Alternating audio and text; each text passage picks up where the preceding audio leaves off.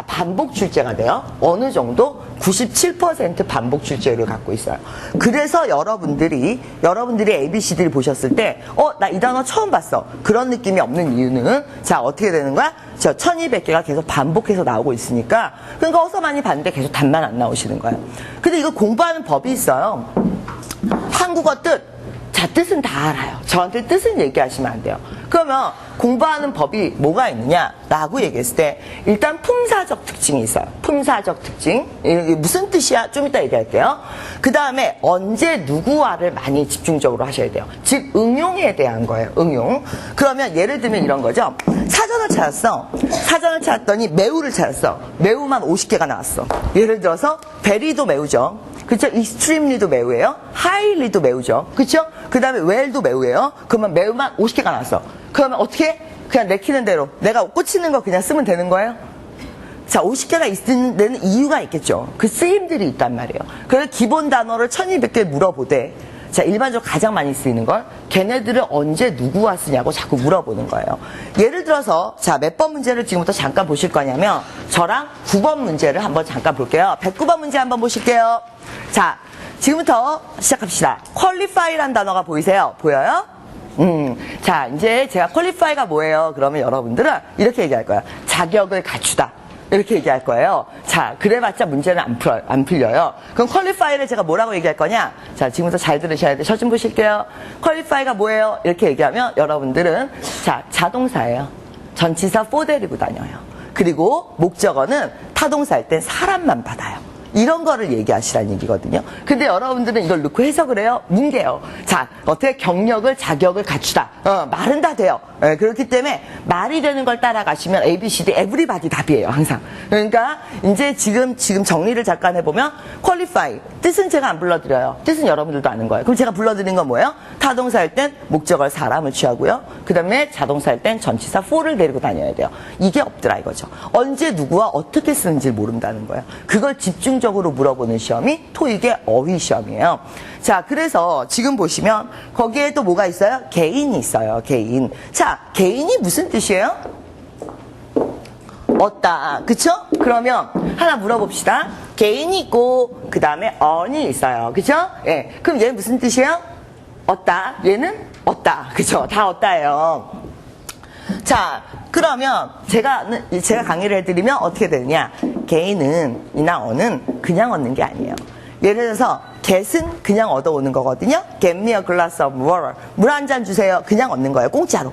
근데 쟤네들은 어떤 노력을 해서 얻는 건데 개인은 좀 추상적인 거.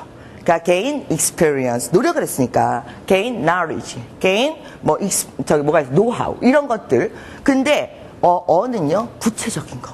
그럼 현대사회에서 구체적으로 노력을 해서 받는 건 뭐죠? 그쵸, 돈이죠. 그래서 어는 주로 돈 관련된 걸 목적으로 받아요. 그래서 on profit, on salary, on incentives 이런 식으로 어는 돈과 관련된 걸 받죠. 이런 거예요. 그러면 이게 이제 토익 어휘 공부 방법에 대해서 한 번만 더 생각을 해볼게요. 지금 보시면 제가 두 개를 설명을 해드렸어요. 근데 뜻은 별로 설명을 안 해드렸고 보기에 뭐가 같이 다닌다. 그 다음에 사전을 찾아서 얻다를 찾으면 개인도 나오고 언도 나올 거예요. 토익이 물어보고 싶은 건 이거예요. 언제 개인 써? 언제 언 써? 이걸 물어보고 싶은 거예요. 그 대신에 1200개 내에서만. 네, 근데 여러분들은 공부를 양으로 승부해요. 양은 겁나게 많이 하는데 실속이 없죠. 그러다 보니까 자, 예를 들어서 내가 외국인을 만났어. 그런데 첫 마디로 자, 너 이거 어디서 났어? Where did you get?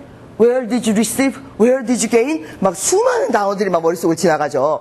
이게 영어를 못하는 이유지. 실제로 여러분들이 영어를 공부를 못해서 못한다기보다는 이게 클리어하지 못하니까 머릿속에서 한마디를 위해서 수백 개의 단어가 갑자기 막 떠오르는 이런 단계가 돼. 자, 그걸 좀 정리정돈을 하자는 거죠. 제가 이런 거를 왜 파고 들어가느냐, 어휘를. 저도 랭귀지 스쿨을 다녔어요. 94년도에. 94년도면 언제죠? 몇 년 됐죠? 네, 그렇죠. 강산이 2번 배웠어요. 강산이 2번. 근데 랭귀지 스쿨을 잠깐 다녔는데 그때 아주 기분 나쁜 경험을 몇 가지 했었어요. 몇 가지 경험 중에 하나가 뭐냐면 내가 장문을 해서 제출을 하잖아요. 그럼 밤새도록 나는 한영사전을 뒤져서 내가 하고 싶은 말을 다 써서 가요.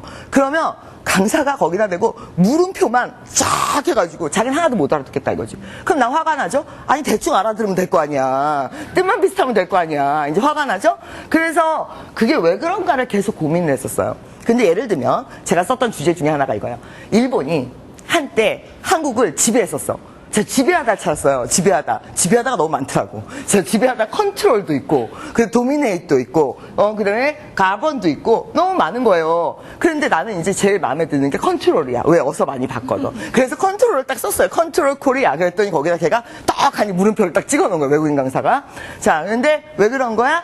자, 컨트롤은요, 어떤 의지나 모든 것을, 자, 내 의도대로 움직이는 거죠. 인형극 같은 거 할 때 인형이 컨트롤 되는 거거든요. 그럼 걔네들 생각에는 컨트롤 어떻게 했다는 얘기예요. 이거를 이렇게 조정했다는 쪽에 가까워요. 조정했다는 쪽에. 그러면 내가 썼어야 되는 단어는 뭐야? 가번이었던 거죠. 그죠? 가버먼트가 뭐죠? 정부죠. 동사 가번은 그런 전체 나라를 이제 지배했다는 얘기가 되는 거죠. 정치로. 아니면 그 관료적으로. 그러니까 나는 가번을 썼어야 되는데 난 거기다 컨트롤 쓴 거야. 그러니까 걔는 리모트 컨트롤을 생각했겠죠? 자, 이런 식으로. 자, 그런데 나는 그거를 94년도에 많이 느꼈는데 처음 영어를 배울 때, 아, 이게 진짜 힘들구나. 제일 먼저 버린 게 한영사전이에요. 그 다음에 버린 게 영한사전이고, 그 다음에 버린 게, 회화책들이요. 아무도 못 알아듣더라고요. 내가 회화책대로 읽어줬거든요. How do you do? 그럼 나 이러고 쳐다봐요, 막. 그래서 그 아무리 해도 막 거기서 가르쳐주는 속담, 슬랭, 내 딴에는 막 열심히 해가지고 가서 써보면 아무도 못 알아들어요. 그래서 그 다음에 버린 게 회화책. 결국은 사들인 게 뭐예요? 오히려 맨투맨을 샀어요, 제가. 친구한테 부탁해가지고 한국에서. 왜? 이게 사전에 있는 단어를 배열을 하는데 배열 순서를 모르겠는 거예요. 그러니까 다시 문법으로 돌아가더라고요, 공부가. 그래서 자, 어휘 공부 다시 돌아갈게요. 지금 보시면 단어를 무조건 많이 승부하는 게 문제가 아니라 뭐가 중요한 거예요? 지금처럼 언제, 누구와, 어떻게. 그러면 이제 우리가 짜증나는 거 몇 개 한번 얘기해 볼게요. 자동사, 타동사 이런 거 외울 때 짜증나잖아요. 아까도 제가 퀄리파이 자동사예요 뭐 이런 얘기할 때 짜증났었잖아요. 그럼 그거에 대해서 한번 이해를 해볼게요. 자동사, 타동사는 걔는 왜 쓸까요? 자, 이거 한번 볼까요? 자, 여기 좀 보세요. rise가 자동사예요, 타동사예요? raise는? 그렇죠. 그럼 자동사, 타동사 이렇게 있어요. 자, decrease는 두 개만 하고 얘기할 거예요. 자동사, 타동사가 다 있어요. reduce는 타동사만 있어요. 아, 이런 게 왜 중요해? 그러니까 그 얘기를 한번 해보자고요. 그 얘기를. 자, 시작합니다. 이 자동사라는 건 스스로 움직이는 거예요. 타동사는 외부의 압력이나 의지가 개입이 된 거예요. 그렇죠? 자, 태양이 rise예요, raise예요? 누가 이렇게 손으로 잡아서 올렸어요? 아니면 스스로 올라온 거예요? 그러니까 rise예요. 근데 임금 인상. 자, pay rise예요, pay raise예요? 왜요? 임금은 그냥 놔두면 동결이에요. 절대 혼자 올라오지 않아요. 회사에서 올려줘야만 올라와요. 그러니까 이런 것들을 얘네들은 그 의도를 넣어서 쓰고 있는 거예요. 자, 보실게요. 여러분들이 어디를 갔어? 백화점을 갔어. 가격이나 그랬어요. price decrease예요? price reduction이에요? 자, 백화점에 가지 마세요. 자, 그럼 다시 얘기해 볼게요. 왜 리덕션이라고 할까? 자, 가격이 혼자 지가 스스로 떨어졌어. 그게 자랑이에요? 가서 써서 붙여요? 아니면 회사가 의도를 가지고 내려준 거예요? 어떤 홍보나 이런 의도를 갖고 내려준 거예요. 그러니까 내가 쓸 때에는 오해 여지가 있으면 안 되죠? 프라이스 뭐라고 써서 붙여서 내려놔야겠어요. 지가 떨어진 거 아니에요. 그렇죠? 우리 물건이 그럼 그만큼 싸구려야? 아니라고 우리가 어떤 목적을 갖고 내려준 거라. 그러니까 프라이스 리덕션이죠. 다시 해볼게요. 스톡 프라이스가 주식이 떨어졌어요.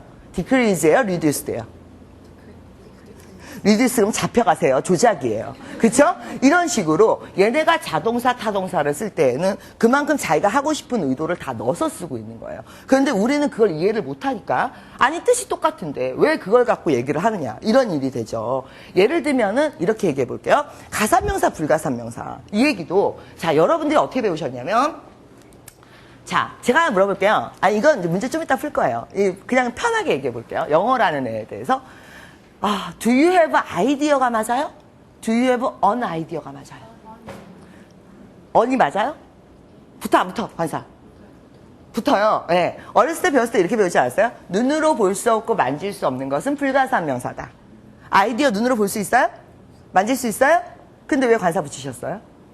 우린 중학교 2학년 때 이후로 멈췄어요, 공부가. 예? 중학교 2학년 때 해서 맨날 공부한다고 하는데 업데이트가 없어요. 업그레이드도 없고 둘 다 없어요. 업데이트, 업그레이드 다 없는 상태예요, 지금. 자, 보실게요. 아이디어에 왜 관사가 붙었을까? 말이나 생각의 단위는 다 가산명사예요. 말이나 생각의 단위는 오피니언, 가산명사, 아이디어, 가산명사, 서제스천. 꼭 TION으로 끝나니까 불가산명사 같잖아요. 가산명사예요. recommendation, 가산명사예요. 그러면 어렸을 때 여러분들 이거 배우셨죠? 어드바이스는 불가산명사야. 왜 배웠을까요? 왜 배웠는지 안 가르쳐줬어. 나머지가 다 가산이거든요. 어드바이스가 유일한 불가산이에요.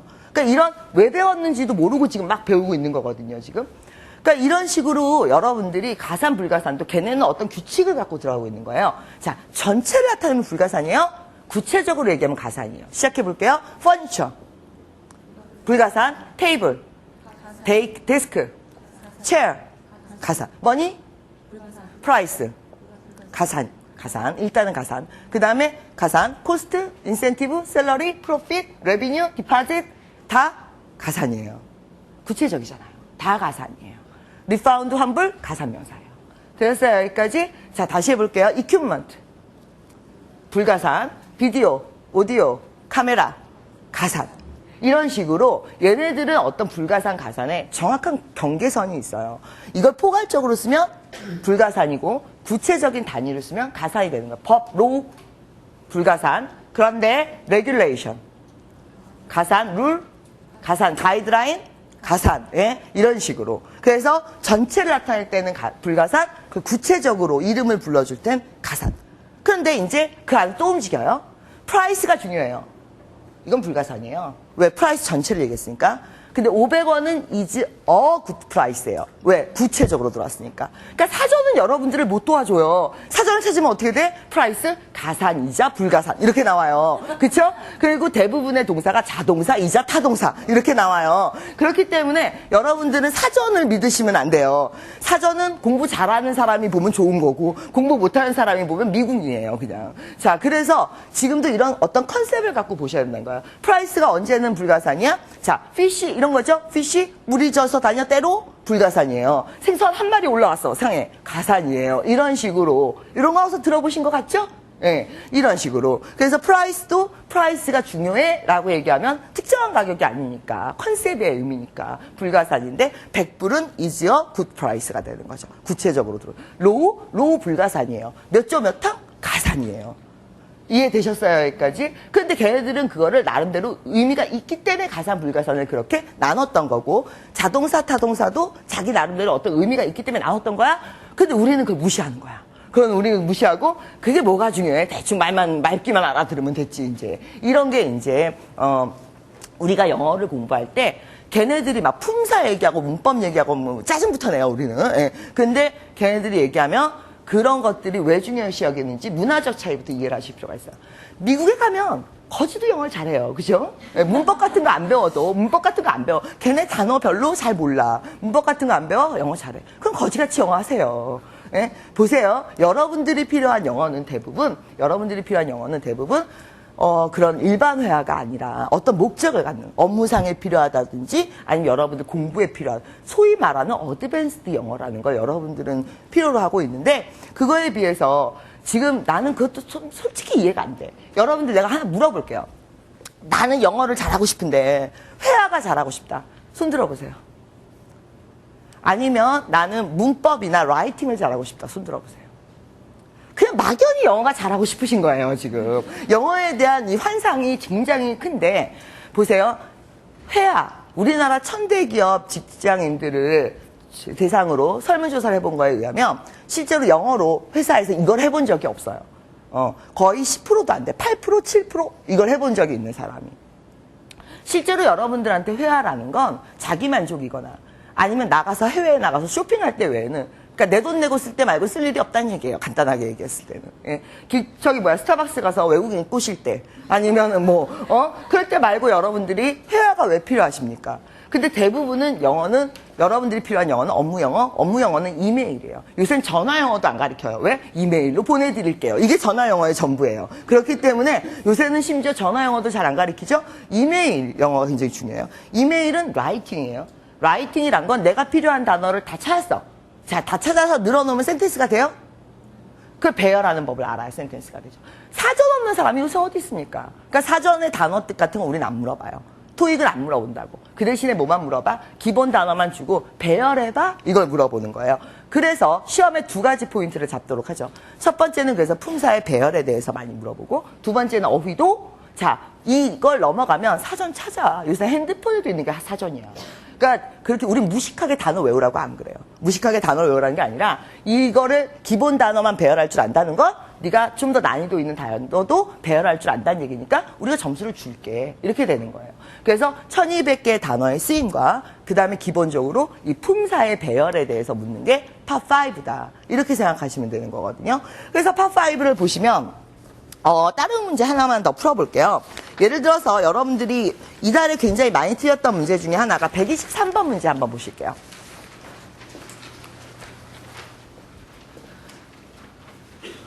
(123번) 보셨어요? 자, 어떤 식으로 지금 보고 계세요? 또 첫 단어부터 해석하고 계시죠? 자, 이러면 안 되신다고요. 아주 이게 수능 스타일로 문제 푸는 게 몸에 뱄어요. 수능 스타일은 리딩을 위주로 하는 거기 때문에 절대 그렇게 들어가시면 해석은 다 했는데 답만 안 나온다니까요. 그러면 얘는 자 어떻게 하느냐? 이렇게 들어가요. 자 보세요. 사람이 있네, 후가 있네.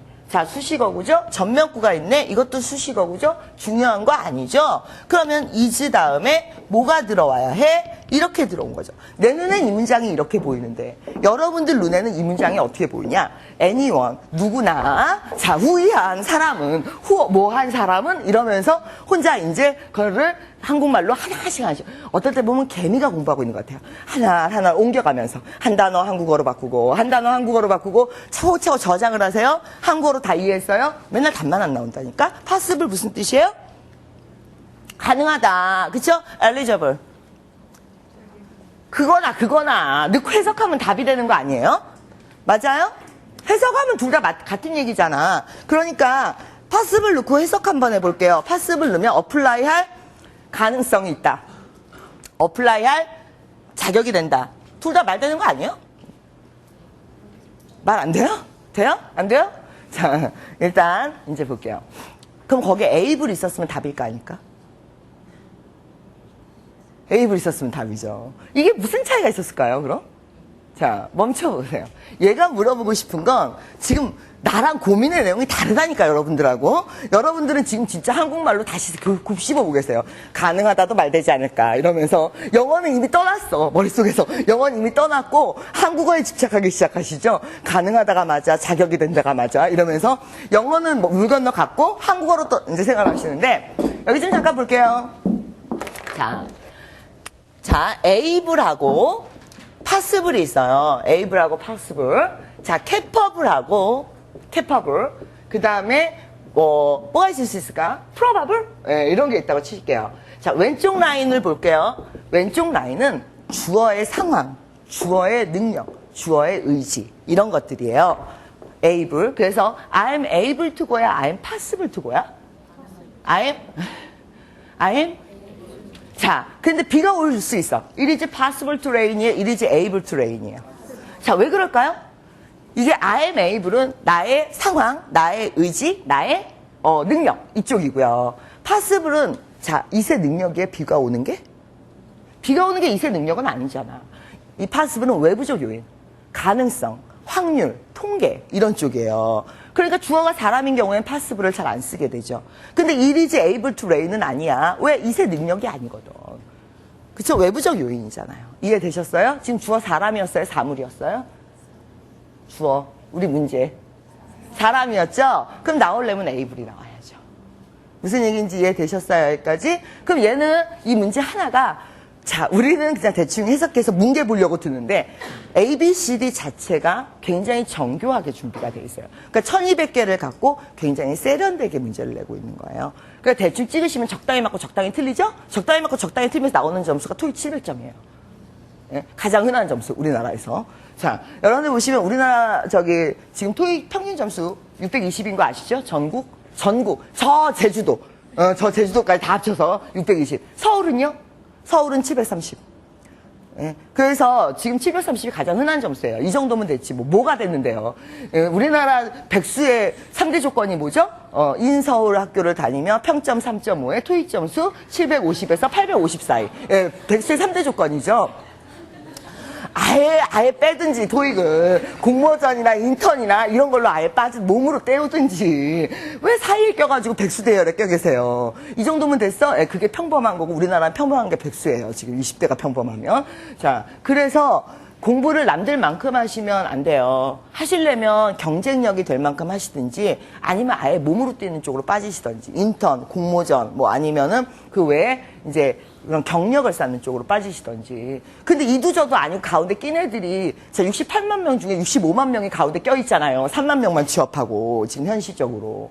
그래서 남들처럼 공부하시면 안 돼요. 이 공부 하나도 좀 더 본질적으로 하셔야 돼요. 남들만큼 하니까 자꾸 700대 나오잖아요. 그러면 모든 시험이 그래요.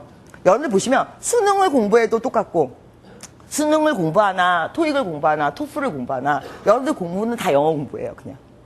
그러니까 어떤 시험이 있으면 그 시험의 범위, 목적, 기간 이런 걸 다 무시하시고요. 그냥 뭉개고 불도저처럼 들어오세요. 그냥 무조건 성문종합 영어를 한번 떼야 된다는 둥, 보케블러리 22,000원 한번 봐야 된다는 둥, 막 이러면서 밀고 들어오는데, 자, 우리나라 20대가 공부를 과연 안 하는 걸까? 우리나라 20대들 공부 많이 해요. 20, 30대들 내가 봤을 때는 저희 때보다 훨씬 더 많이 하는 것 같아요. 우리나라 20, 30대들이 나약하다고 자꾸 그러는데 저는 현장에 10년 이상을 있었어요. 12년째 있어요. 취업 현장에. 보면서 느끼는 점, 절대 나약하지 않아요. 나약하지 않고 공부량도 상당히 많아요. 그런데 공부의 80%가 삽질이에요. 자, 왜 그럴까? 왜 그럴까? 자, 그게 문제예요. 왜냐하면 중고등학교 때 배웠던 걸 성인이 돼서까지 끌고 오는 거예요. 그러니까 내가 항상 그런 얘기예요. 그러려면 대학원을 가라고. 대학원과 회사의 가장 큰 차이, 대학원은 네 돈 내고 다니는 거고 회사는 남의 돈 받으러 다니는 거죠. 빠릿빠릿해지셔야죠. 그래서 성인이 돼서 하는 공부는 좀 달라야 되거든요. 이게 생존하고 관련된 공부이기 때문에. 그런데 굉장히 아카데믹하게 공부를 하면서 누군가 아직도 날 칭찬해 줄 거라고 생각해요. 너 공부 잘한다고. 그런데 또 이제 그런 게 우리 20, 30대만의 문제냐. 여러분들 얼마 전에 기사 보셨어요? 중소기업을 안 가는 이유의 40%가 엄마의 반대래요. 자, 요즘 20대들은 나약해. 요즘 20대들은 험한 일을 안 해. 그때 20대란 우리 집 자식 제외하고 얘기하시는 거죠? 남의 집 자식 얘기하시는 거예요. 내 자식은 험한 일 하면 안 되는데 남의 집 자식은 험한 일 좀 해야죠. 예, 이런 식의 이제 분위기 때문에 20, 30대가 껴가지고 공부 방법도 엉뚱하게 배워왔고 9세대에 그걸 물고 들어왔고 그 다음에 애티튜드나 마인드 같은 경우도 이걸 헬리콥터 부모라고 그러는데 그 헬리콥터가 위에서 따다다다 돌죠? 반경을 그리잖아요. 그 반경 내에서만 생각을 할 수 있고 볼 수 있는 거죠. 걔네들. 엄마의 이 바운드리 안에서만. 그러니까 엄마의 경험을 넘지 못하는 거죠. 요즘 애들이. 자, 어쨌든 얘기는 딴 데로 샜어요. 자, 다시 돌아와서. 그래서 우리 반 같은 경우에는 학생들이 이제 고득점 학생들이 굉장히 많아요. 걔네들이 삽질하다 온 애들도 굉장히 많아요. 한 2, 3년 토익 공부하다 온 애들. 그래서 800 간신히 나온 애들. 그럼 내가 뭐라 그러느냐? 계속 하세요. 그 스타일로. 언젠가 900 나와요. 한 2년만 더 하시면. 예? 그러니까 뭐로 가도 서울만 가면 되니까. 하던 스타일 있으면 그대로 하라고. 그런데 그러면서 낭비되는 시간. 걔네들이 토익을 몇 년씩 하는 이유가 뭘까? 수능식으로 접근하니까 그런 거거든요. 토익이란 시험 자체는 자, 토익이란 시험이 꼭 있어야 되느냐. 토익 시험의 무용론도 굉장히 많아요. 지금 보시면 거의 찍기 아니냐. 뭐 이런 얘기도 많고. 토익이 없어지면 또 다른 시험이 나올 뿐이에요. 토익이라는 시험은 진정한 영어 실력을 테스트한다기보다는 1차 관문 같은 거예요. 1차 관문. 그러니까 여기서 한번 걸르겠다는 얘기예요. 68만 명이나 되는 애들을 언제 면접 보고 있습니까? 그러니까 한번 걸르는 거기 때문에 깊이 있는 영어를 다루고 있다기보다는 그냥 맑게 알아듣고 상황 판단력 되고 그게 영어로 가능한 정도가 되면 우리는 그냥 점수 주겠다는 정도예요. 그러니까 시험 자체도 심플하죠. 근데 이거를 수능식으로 접근하면 한도 끝도 없이 들어가는. 왜? 내용도 낯설고 비즈니스 내용이니까. 독해. 특히 심하죠. 예. 읽다 보면은 막 뭔가 내용에 막 빠져들어요. 예. 한국말로 써놔도 모를 내용이에요. 송장 못 보시잖아요. 한국말로도. 근데 무슨 영어로 송장을 보십니까 지금.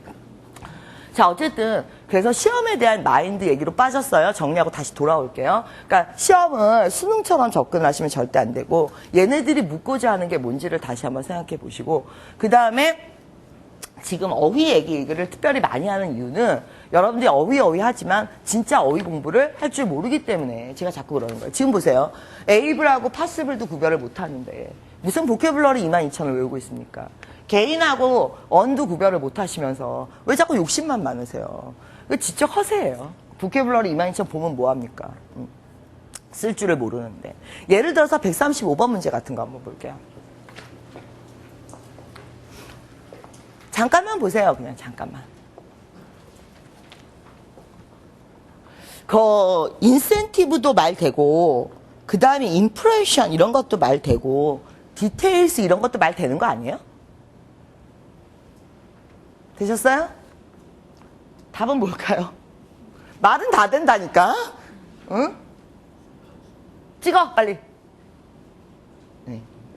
자. 하여튼 굉장히 진지하세요. 누가 보면 논문 보는 줄 알겠어요. 옆에서 보면. 자, 보면 ABCD 보면 굉장히 간단한 단어인데 공부하는 우리는 상당히 진지해요. 옆에서 보고 있으면. 그죠? 자, 보실게요. 제가 수업 시간에 자주 하는 얘기지만 우리는 정말 영어를 못하는 게 아니에요. 대체로 눈치가 없어요. 네, 눈치가 더럽게 없고 하여튼. 그래서 내가 이제 그런 얘기를 하는데 이게 기업이 30년이나 이 시험을 채택을 했다는 건 여러분들하고 보는 각도가 다르다는 얘기예요. 다른 영어 시험을 일절 채택을 안 하면서 30년 동안 이 시험을 채택을 했어요. 그 이유가 뭐라고 생각하세요? 기업은 정말 날고 기는 애들이에요. 그 날고 기는 애들이 이걸 30년 동안 채택했다는 건 이유가 있는 거예요. 얘네들은 영어 자체보다 맑게 알아듣는 걸 더 중요시 여기는 시험이에요. 지금 현재 봤을 때는. 그런데 우리는 공부는 열심히 하는데 맑기가 좀 어두워요. 옆에서 보고 있으면 눈치 되게 없고 회사 오면 걸리적거려요. 네, 그래서 너만 집에 가면 돼요. 그냥 회사 오면. 자, 그런 경우가 대부분이에요. 자기가 특히 여학생들 그런 거 여학생들이나 아니면 여자분들 조심하셔야 되는 것 중에 하나가 내가 우리 반 여학생들한테도 그런 얘기를 많이 하는데 점수는 항상 여자가 높아요. 어느 나라나 공통이에요. 세계 어느 나라나. 그래서 세계적인 기업들이나 세계적인 대학들의 가장 요즘 고민이 점수로 뽑자면 여자가 70%가 와야 돼요. 하버드, 예일, 와튼 이런 데도 점수로 뽑자면 여자가 70%가 와야 돼요. 근데 여자를 많이 뽑으면 어떻게 돼? 삼성도 그 고민을 많이 해요. 여자가 70%예요. 사실 서류상으로 뽑으면. 근데 어떻게? 모든 부서에서 여자 안 받겠다고 막 그래요. 왜 안 받겠다고 그래요? 일단 첫 번째, 여자들은 자기가 뭘 모르면 당연히 옆에 사람이 날 가르쳐줘야 된다고 생각해요. 똑같이 월급 받으면서 일하러 왔어요. 내가 왜 널 가르쳐요? 근데 선배, 여기가 대학이에요? 뭐가 선배야? 그러니까 선배니까 날 가르쳐야 된다. 이렇게 생각하고. 내가 못하는 게 있으면, 그리고 이제 또 뭐야?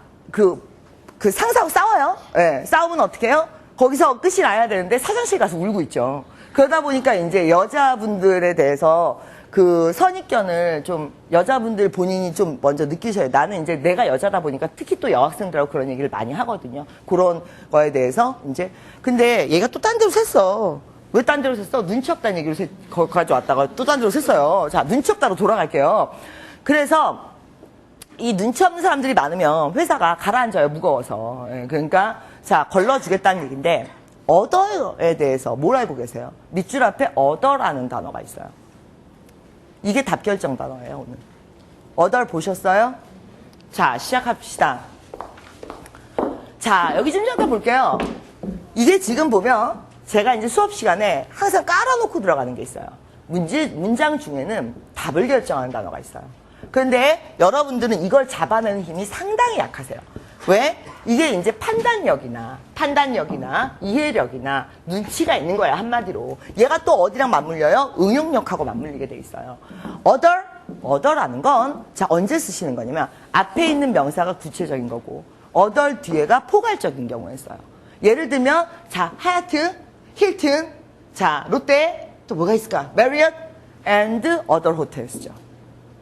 무슨 얘기인지 이해가 되셨어요? 그럼 and 앞에 있는 게 구체적인 거고 other 뒤에는 걔를 포괄적으로 안을 수 있는 애가 나와야 돼요. 샘플이죠? 앞에. 맞아요? 얘는 구체적인 홍보 수단이에요.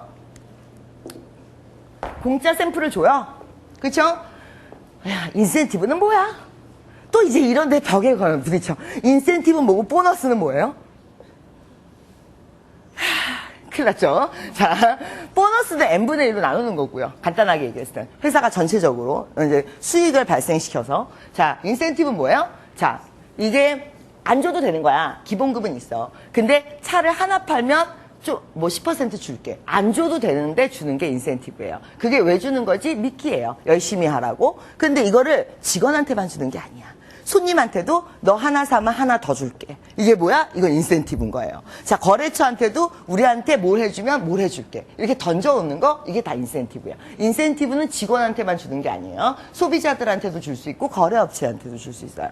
자, 이게 나중에 독해에 나와. 그래서 내가 이렇게 길게 설명을 한 거예요. 그나저나, to inspire. 뒤에 내용 보이시죠?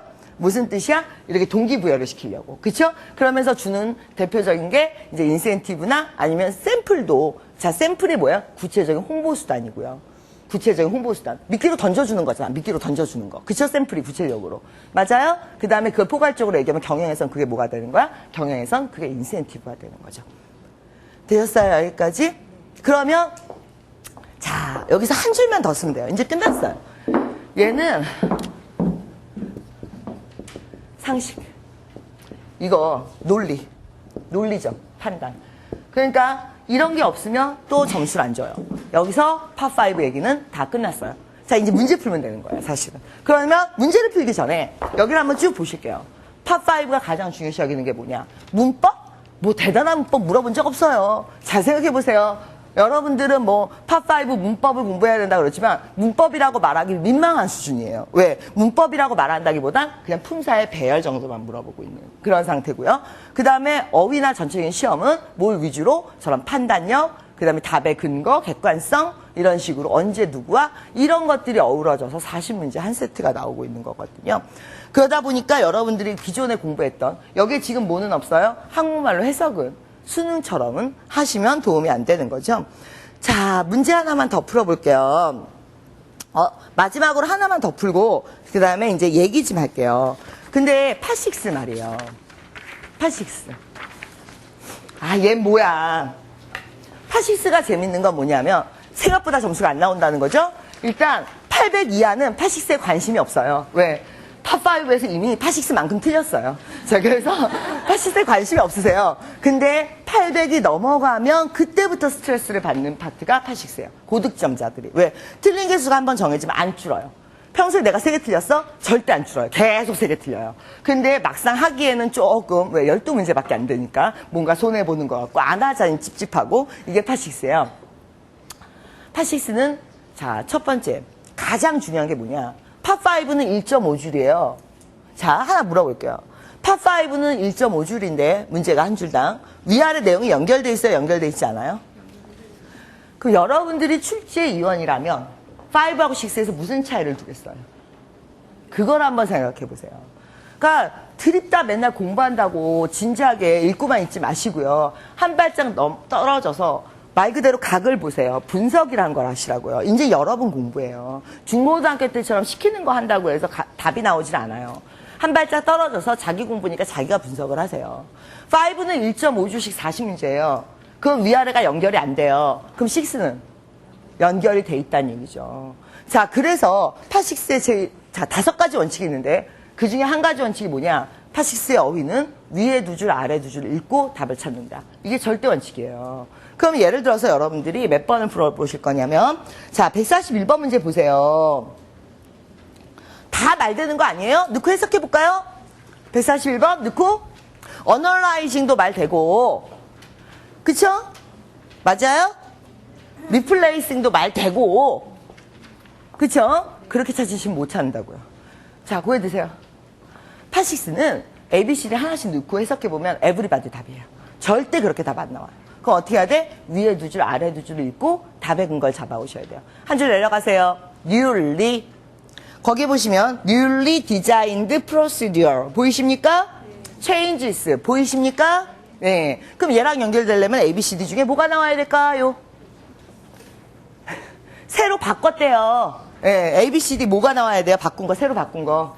리플레이스가 나와야 되는 거죠. 되셨어요? 여기까지? 그래서 이게 파트별로 물어보고 싶은 게 굉장히 분명한 시험이에요. 그러면 다시 해볼게요. 파5는 이렇게 물어봤단 말이야. 파6로 넘어오니까 물어보고 싶은 게 뭐예요? 위아래 연결 능력. 전체 문서를 내용을 연결할 수 있는 능력을 물어보는 거예요. 그래서 파6의 어휘 문제는 4문제에서 많이 나왔을 때는 5문제까지 나오는데 12문제 중에 4문제, 5문제 물어볼 때는 반드시 위아래가 엮이면서 들어와요. 위아래가 엮이면서. 예를 들어서 여러분들 또 어휘 문제가 거기 어디에 있냐면은 140 몇 번의 어휘 문제가 있는지 한번 볼게요. 자, 145번도 어휘 문제가 하나 있네요.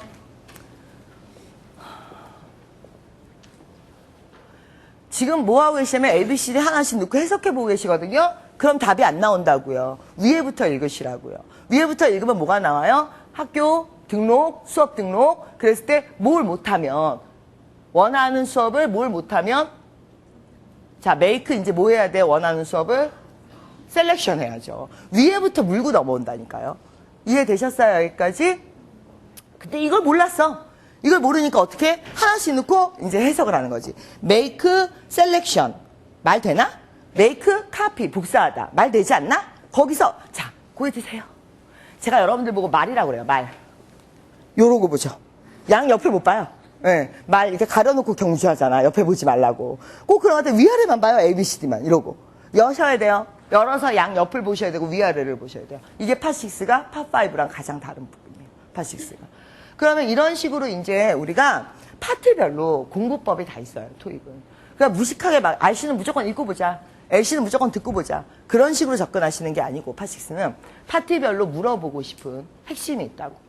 자, 예를 들어서 자, 시간 좀 잠깐만 볼까요? 질문도 우리가 받아야 돼서. 50? 네. 자, 파트 1. 파트 1. 자, 아니. 그냥 편하게 들으세요. 자, 내가 이 친구를 데리고 출장을 갔어. 출장을 갔는데 어디를 가도 어리버리해. 공항을 가도 어리버리해. 식당을 가도 어리버리해. 그러면 내가 보모야 얘를 데리고 출장을 가게? 아니죠. 그걸 물어보는 게 파트 1이에요. 가장 흔하게 접촉하게 되는 상황이 제시되면서 들려요. 빠른 상황 판단을 하는 거. 맞는 상황 판단. 이게 파트 1이에요. 파트 2. 이제 갔어요, 회사로. 갔더니 거기 담당자가 나왔어. 출장을 갔어. 인사를 했어. How was your trip? How was your trip? Good. Which company are you from? Which company? LG. 자, 뭐 대답하는데 5초씩 걸려요. 거의 뭐 정신지체할 수준이죠. 얘랑 무슨 비즈니스 회의를 합니까? 자, 그래서 파트 2가 물어보고 싶은 건 이렇게 자기들이 가장 흔하게 주고받는 질문이 대답과 질문의 형태가 있어요. 그걸 14개 유형으로 잡아서 외워서라도 맞추란 얘기예요. 빠릿빠릿하게 주고받으란 얘기예요. 깊이 있는 대화 아니고. 그게 파트 2예요. 자, 파트 3. 앉았어? 회의를 해. 한 2시간 동안 회의를 했어요. 그래서 자꾸 뭐 얘기를 하는데 자, 얘가 혼자 자꾸 pardon me, 난 못 알아들었어요. 다시 한번 설명해 주세요. 너만 비행기 타고 가면 돼요. 네. 그러니까 이제 파3는 뭘 물어보는 거야? 그럼 회의. 그럼 너는 다 못 알아도 좋으니까 런칭 날짜 알아오셨으면 런칭 날짜만 알아오세요. 선적 조건 알아오셨으면 선적 조건만 알아오세요. 그게 파3예요. 그걸 물어보는 거예요. 문제가 딱딱 집어서. 그것만 들었으면 우린 점수 주겠다는 얘기예요. 그것만 알아왔으면. 가서 맨날 회의만 해? 세미나, 워크숍 들어야지. 프레젠테이션. 맨 앞줄에 앉아서 프레젠테이션 하고 있는데 질문 있어요. 못 알아들었어요. 너만 집에 가라니까요. 그러니까 이게 이제 장문을 듣고 중요한 정보를 따라 붙는 거. 이게 파4예요. 그러니까 그냥 토익 시험이 파7까지 그냥 나온 게 아니고 30년 이상 150개 국가에서 봤다는 거는 그만한 이유가 있기 때문에 30년 이상 150개 국가에 수출을 하고 있는 시험인 거거든요. 근데 이걸 수능 스타일로 무조건 자기 나라 말로 번역해가지고 대충 말되는 거 찍는 수준, 그 수준으로는 접근이 안 되는 거죠. 이 시험이 지금. 그렇지만 좋은 건 범위가 좁고 파트별로 물어보고자 싶은 게 확실하기 때문에 보통은 2-3달 정도 맘먹고 들어가면 파트별로 트레이닝을 하면 충분히 점수는 나올 수 있는 그런 시험이란 얘기죠. 지금 이 토익이라는 시험이. 그래서 토익이라는 시험에 대해서 좀 얘기했는데 사실은 여기가 문제를 풀 만한 공간은 아니에요. 그래서 문제 풀 목적으로 제가 온 건 아니에요. 여기 뒤에 보시면 정답이 다 들어가 있을 거예요. 자, 2012년 문제 한번 풀어보시라고 제가 이렇게 준비를 해서 정답이랑 같이 넣어드린 거고 오늘 이 문제를 풀자보다는 이제 얘기를 좀 많이 해봐야 될 텐데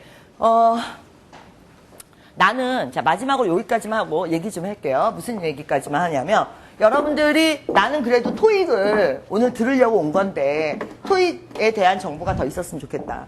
여기선 한계가 있어요. 이 사이트가 만들어진 지가 1년밖에 안 됐어요. 가장 최신 동영상들과 최신 파트별 전략 노트가 들어가 있어요. 제가 수업 시간에 다 지금 못하기 때문에 일단은 저희 가서 보시면 동영상이 무료 동영상이 100개쯤 있어요. 제가 찍은 게 가장 최근에 찍은 것들이에요. 공부하시는데 도움이 되실 거예요. 독해나 아니면은 거기 가시면 파트별 전략 노트라는 게 있어요. 그래서 파트 1부터 7까지 지금 제가 말하고 있는 것들 아니면 공부법이나 아니면 주요 외워야 되는 어휘 리스트나 이런 것들이 다 이미 들어가 있어요. 그러니까 저 사이트를 참조하셔서 일주일 동안 공부를 하시는 게 좋겠고 오늘은 이제 남은 시간 동안 저랑 다른 얘기도 좀 해보도록 할게요. 제가 이제 토익 책을 이제 지난달에 나왔어요. 자, 갖고 왔어요. 나는 항상 인센티브를 드려요. 자, 그래서 질문을 하시면 이제 인센티브를 딱 10건 왔으니까 10명까지 질문을 받을 수 있겠죠. 자, 질문. 네. 팝5에서. 어휘. 네.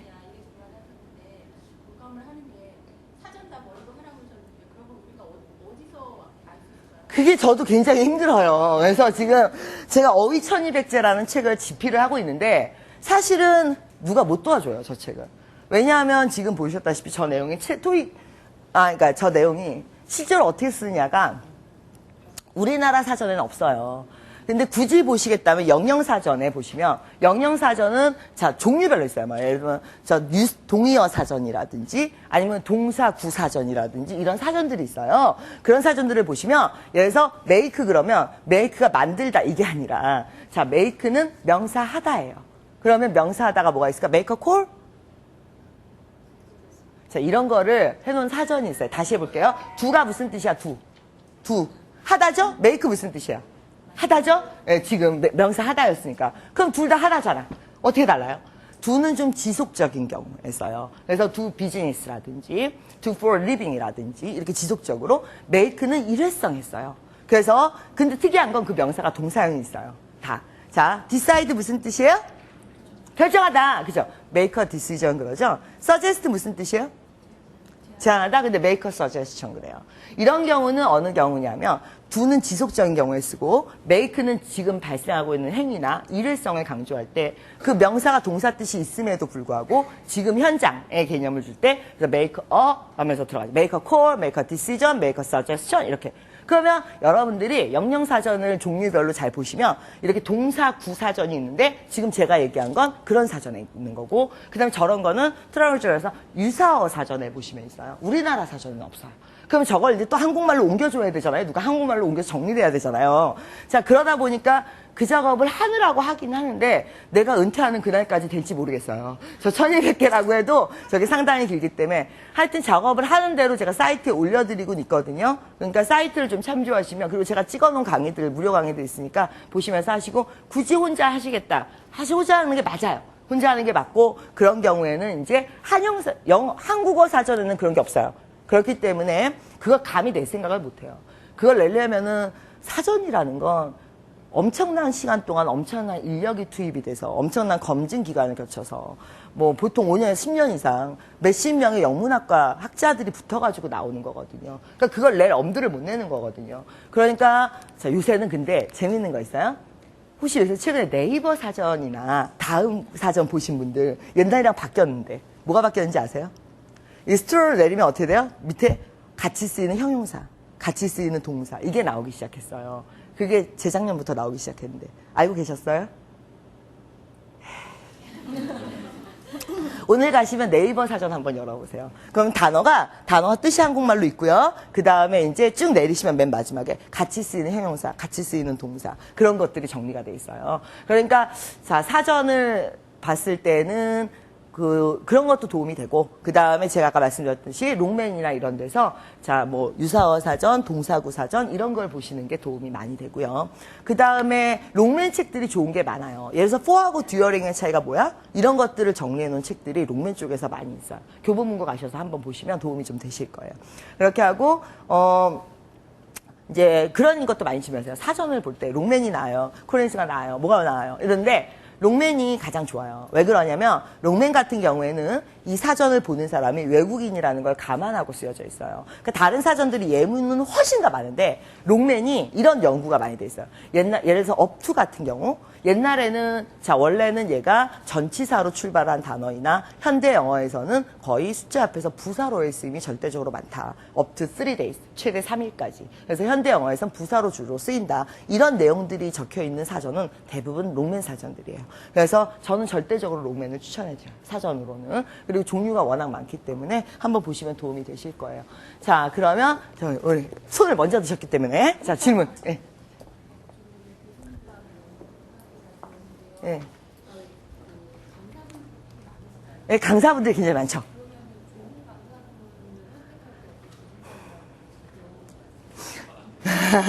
좋은 강사. 예? 아. 예, 물. 좋은 강사. 자, 좋은 강사.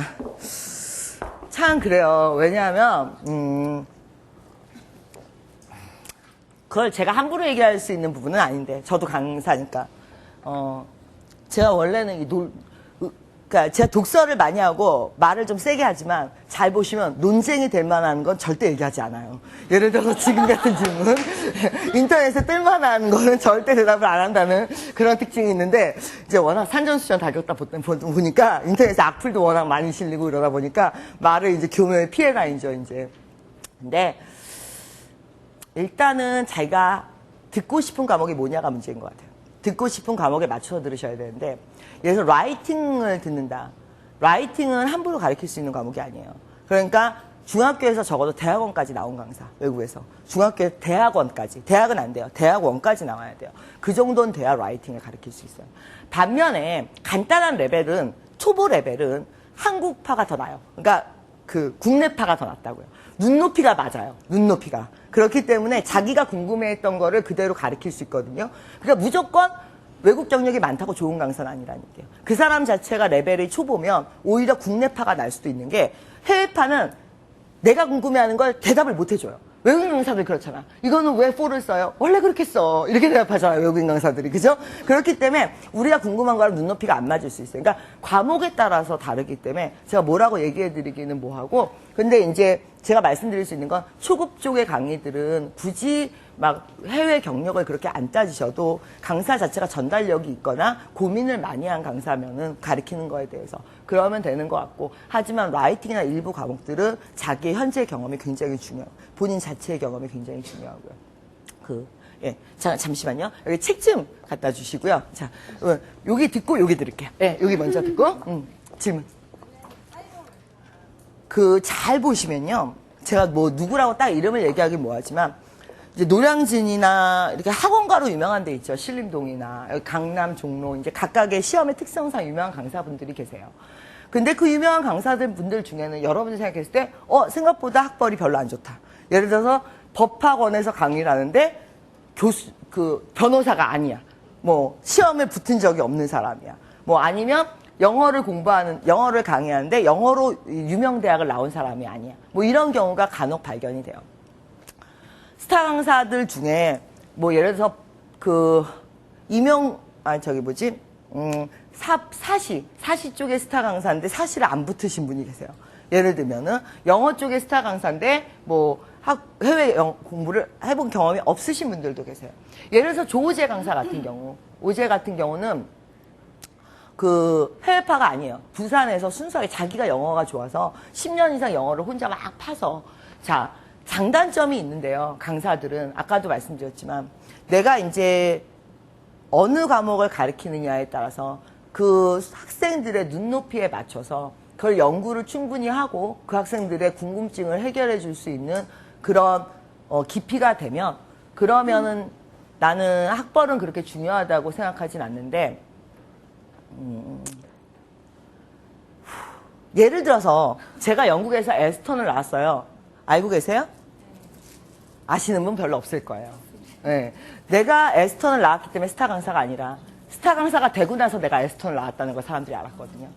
그러니까 그게 답이 될 것 같아요. 네. 내가 스타 강사가 되기 이전엔 내가 강남대를 나왔는지 영국에서 에스턴을 나왔는지 아무도 관심이 없었어요. 근데 스타 강사가 되고 난 후에 강남대를 나왔는데 영국에서 석사를 했대. 이런 식이 된 거죠. 그렇기 때문에 그 시기가 있겠죠. 일단은 막 무조건 퀄리피케이션만 쌓으려고, 스펙이죠. 그것도 일종의 강사로서는. 그렇게 움직이는 것보다 현장 경험을 조금이라도 하시고, 그 다음에 자기가 전달할 내용에 대해서 현장에서 학생들이 궁금해하는 거에 대해서 충분히 고민을 하시고, 그 다음에 더 공부를 하시는 건 좋아요. 왜냐하면 그만큼 객관성이 또 보장이 되는 거니까. 그러면 근데 한쪽만 가면 안 된다는 거죠. 경력만 가거나 내 공부만 열심히 해. 학위만 따고 있어. 둘이 따로 놀면 안 돼요. 그러니까 내가 현장에서 강의를 하면서도 내가 이거를 전달할 때 객관성이 있게 전달해야 되거든요. 개인적인 걸 전달하면 안 돼요. 개인적인 경험이나 제가 강의할 때 개인적인 경험을 사실은 거의 얘기를 안 해요. 유학 시절 얘기도 별로 안 하고. 왜냐면 개인적인 경험이 객관화가 됐을 때 오류가 생겨요. 그렇기 때문에 이제 나도 경험을 하면서 필요한 것들을 객관적으로 또 증명하기 위해서 따로 공부를 하고 거기에 또 따라서 학위가 오고 그 다음에 또 내가 강의를 하고 이런 것들이 순차적으로 발생하면서 완성도가 생기는 거지 어느 한쪽에서 완성도가 생기는 건 아니라는 얘기죠. 필드에서 가르치기만 해서도 안 생기고 그 다음에 공부만 해서도 안 생기고 이게 이제 같이 섞여야죠 안에서. 예. 그래서 아마 그 얘기가 가장 저기 할 거예요. 지금 질문하신 내용 중에서는 제가 영국에서 유학을 했는지 안 했는지는 제가 스타 강사가 되고 난 다음에 이슈가 됐다는 거. 내가 우리 반에 온 대부분의 한 달에 많이 들을 땐 1,700, 1,800명이 제 강의를 들어요. 그 학생들 중에 내가 영국에서 어느 학교 나왔는지 알고 온 학생은 처음에 거의 없었다는 거. 예. 그런 것들. 예. 자, 우리 질문. 예. 잠시 저기 먼저 받기로 했으니까. 근데 그 원어민도 약한 게 두 군데가 있어요. 전치사와 간사. 전치사와 간사는 원어민도 약해요. 예를 들어서 자 얼마 전에 토익 문제에 이런 문제가 나온 적 있어요. across가 무슨 뜻이죠? 작년 문제인데. 예, opposite. 자 우리 회사가요.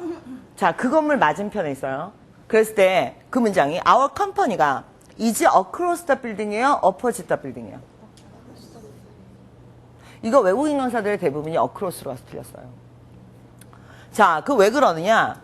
보세요. 자, 보실게요. 어크로스라는 건 이 어떤 공간을 지나가는 거예요. 공간을. 그래서 어크로스가 있으면 공간을 지나가는 거야. 그러니까 어크로스 더 로드는 맞는 거예요. 왜? 로드를 지나가니까. 뚫고 지나가는 거니까. 무슨 얘기인지 이해되셨죠? 자, 근데 어퍼짓은 뭐예요? 대립 개념이죠. 그랬을 때 제가 이렇게 얘기했어요. 길 건너편에 있어. 라고 얘기했을 때 across road는 맞아요. across the road는 맞아요. 근데 across the building은 안 되는 거예요. 무슨 얘기인지 이해되셨죠? 그 opposite the building이 맞는 거죠. 정확하게는. 빌딩은 서 있는 그러니까 기준이죠. 기준. 빌딩을 뚫고 지나가는 게 아니잖아. 빌딩을 뚫고. across 그럼 어떻게 돼? 빌딩을 뚫고 지나가게 되죠. 그렇죠? 그러면 저거를 내가 이제 외국인 강사를 뽑을 때 한번 테스트를 해봤어요. 저희 학원에서 외국인 강사 제가 이제 원장이다 보니까 강사를 채용할 때 테스트를 해봤어요. 자 네이티브들 중에 절반이 틀렸어요. 그리고 예를 들면 또 어떤 게 있을 수 있을까요? 이게 이런 게 굉장히 많은데 실제로 네이티브가 무조건 다 맞을 거라고 생각하실 필요 없고 실제로 미국 인구를 지금 살펴보면 미국 인구의 40%가 스페니쉬예요. 그리고 25%가 블랙에 해당하고 그러면 한 10%가 유러피언 그다음에 이제 한 5%에서 지금 증가 추세지만 아시안들이 있고요. 실제로 미국인은 25%가 안 된다는 통계가 나오고 있어요. 그러다 보니까 그 영어가 얼마나 변질됐을지는 지금 상상이 가실 거예요. 여러분들 왓츠업이라는 표현 있죠. 왓츠업. 그거 어디서 나온 거예요? 왓츠업이 얼마나 오래된 거예요? 여러분 왓츠업 누가 써요? 그 표현? 자 교수님이 들어와서 왓츠업맨 이래요? 아니죠. 자 왓츠업이라는 표현은 스페니쉬에서 나온 거예요. 그러니까 그 40% 하층을 이루고 있는 스페니쉬층이 자 걔네들의 인사말이 간밤에 별일 없으셨어요. 그게 이제 우리는 밥 먹었어요가 인사말이잖아요. 나라마다 특유의 인사말이 있다고. 걔네들의 인사말은 간밤에 별일 없으셨어요. 그러니까 What's up last night이었던 거예요. 그냥 이제 기니까 What's up last night 뺐어요. 자 여러분들 저기 미국에 가서 햄버거에 가서 땡큐보다 더 많이 들었을 표현? Gracias.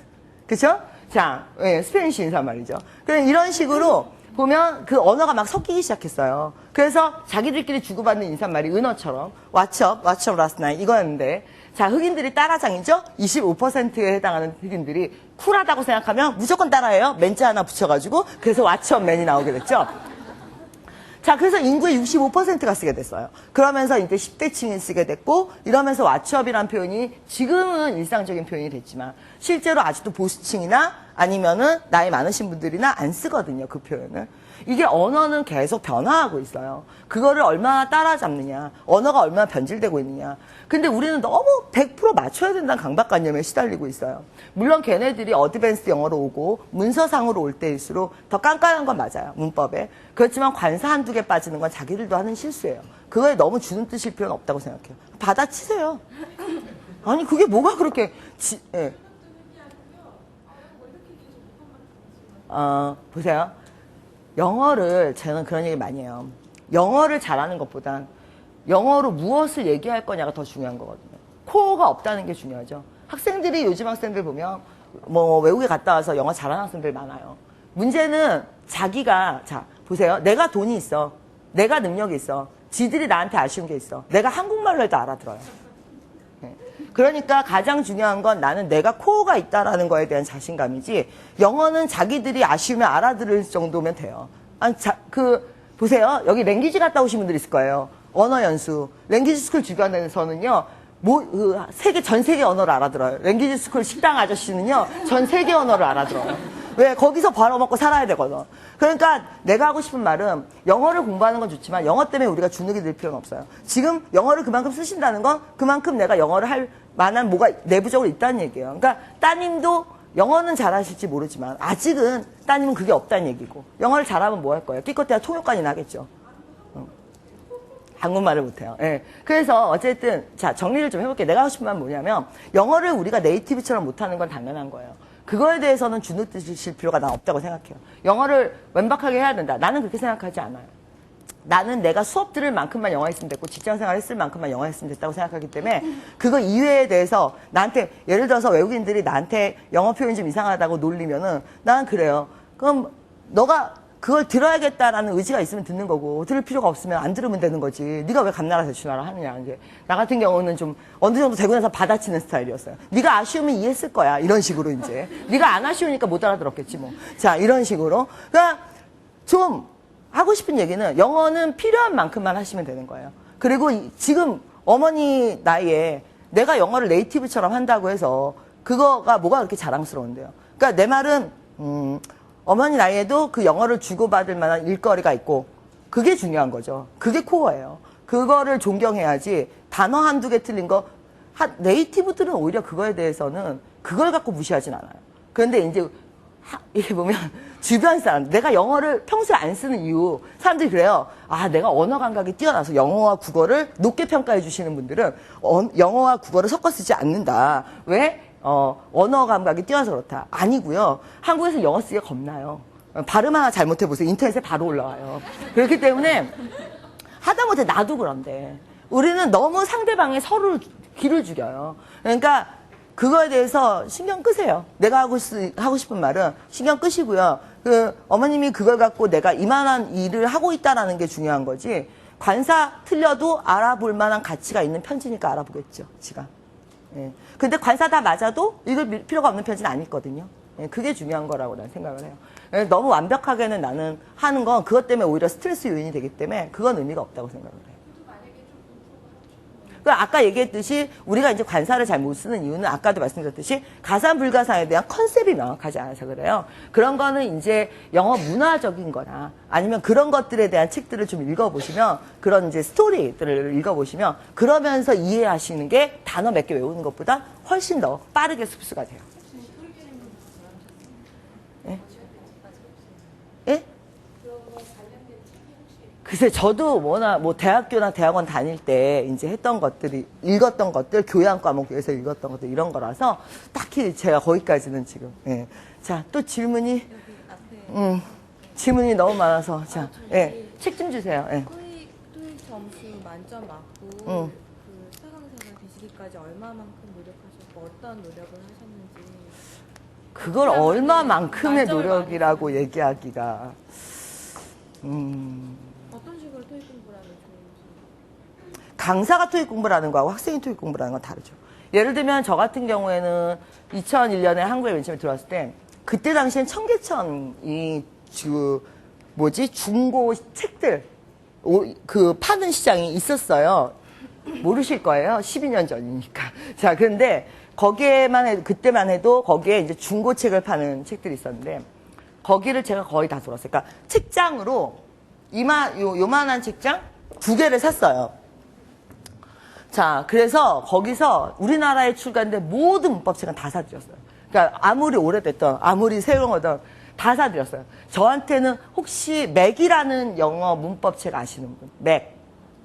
예, 본 적 있으시죠? 거의 전설이죠. 그 책은 단종됐는데, 그 책부터 시작해서, 하여튼 이찬승 능률 고교 영어부터 다 진짜 성문종합 영어 초판, 뭐 1세 뭐 이런 것까지 다 사드렸어요.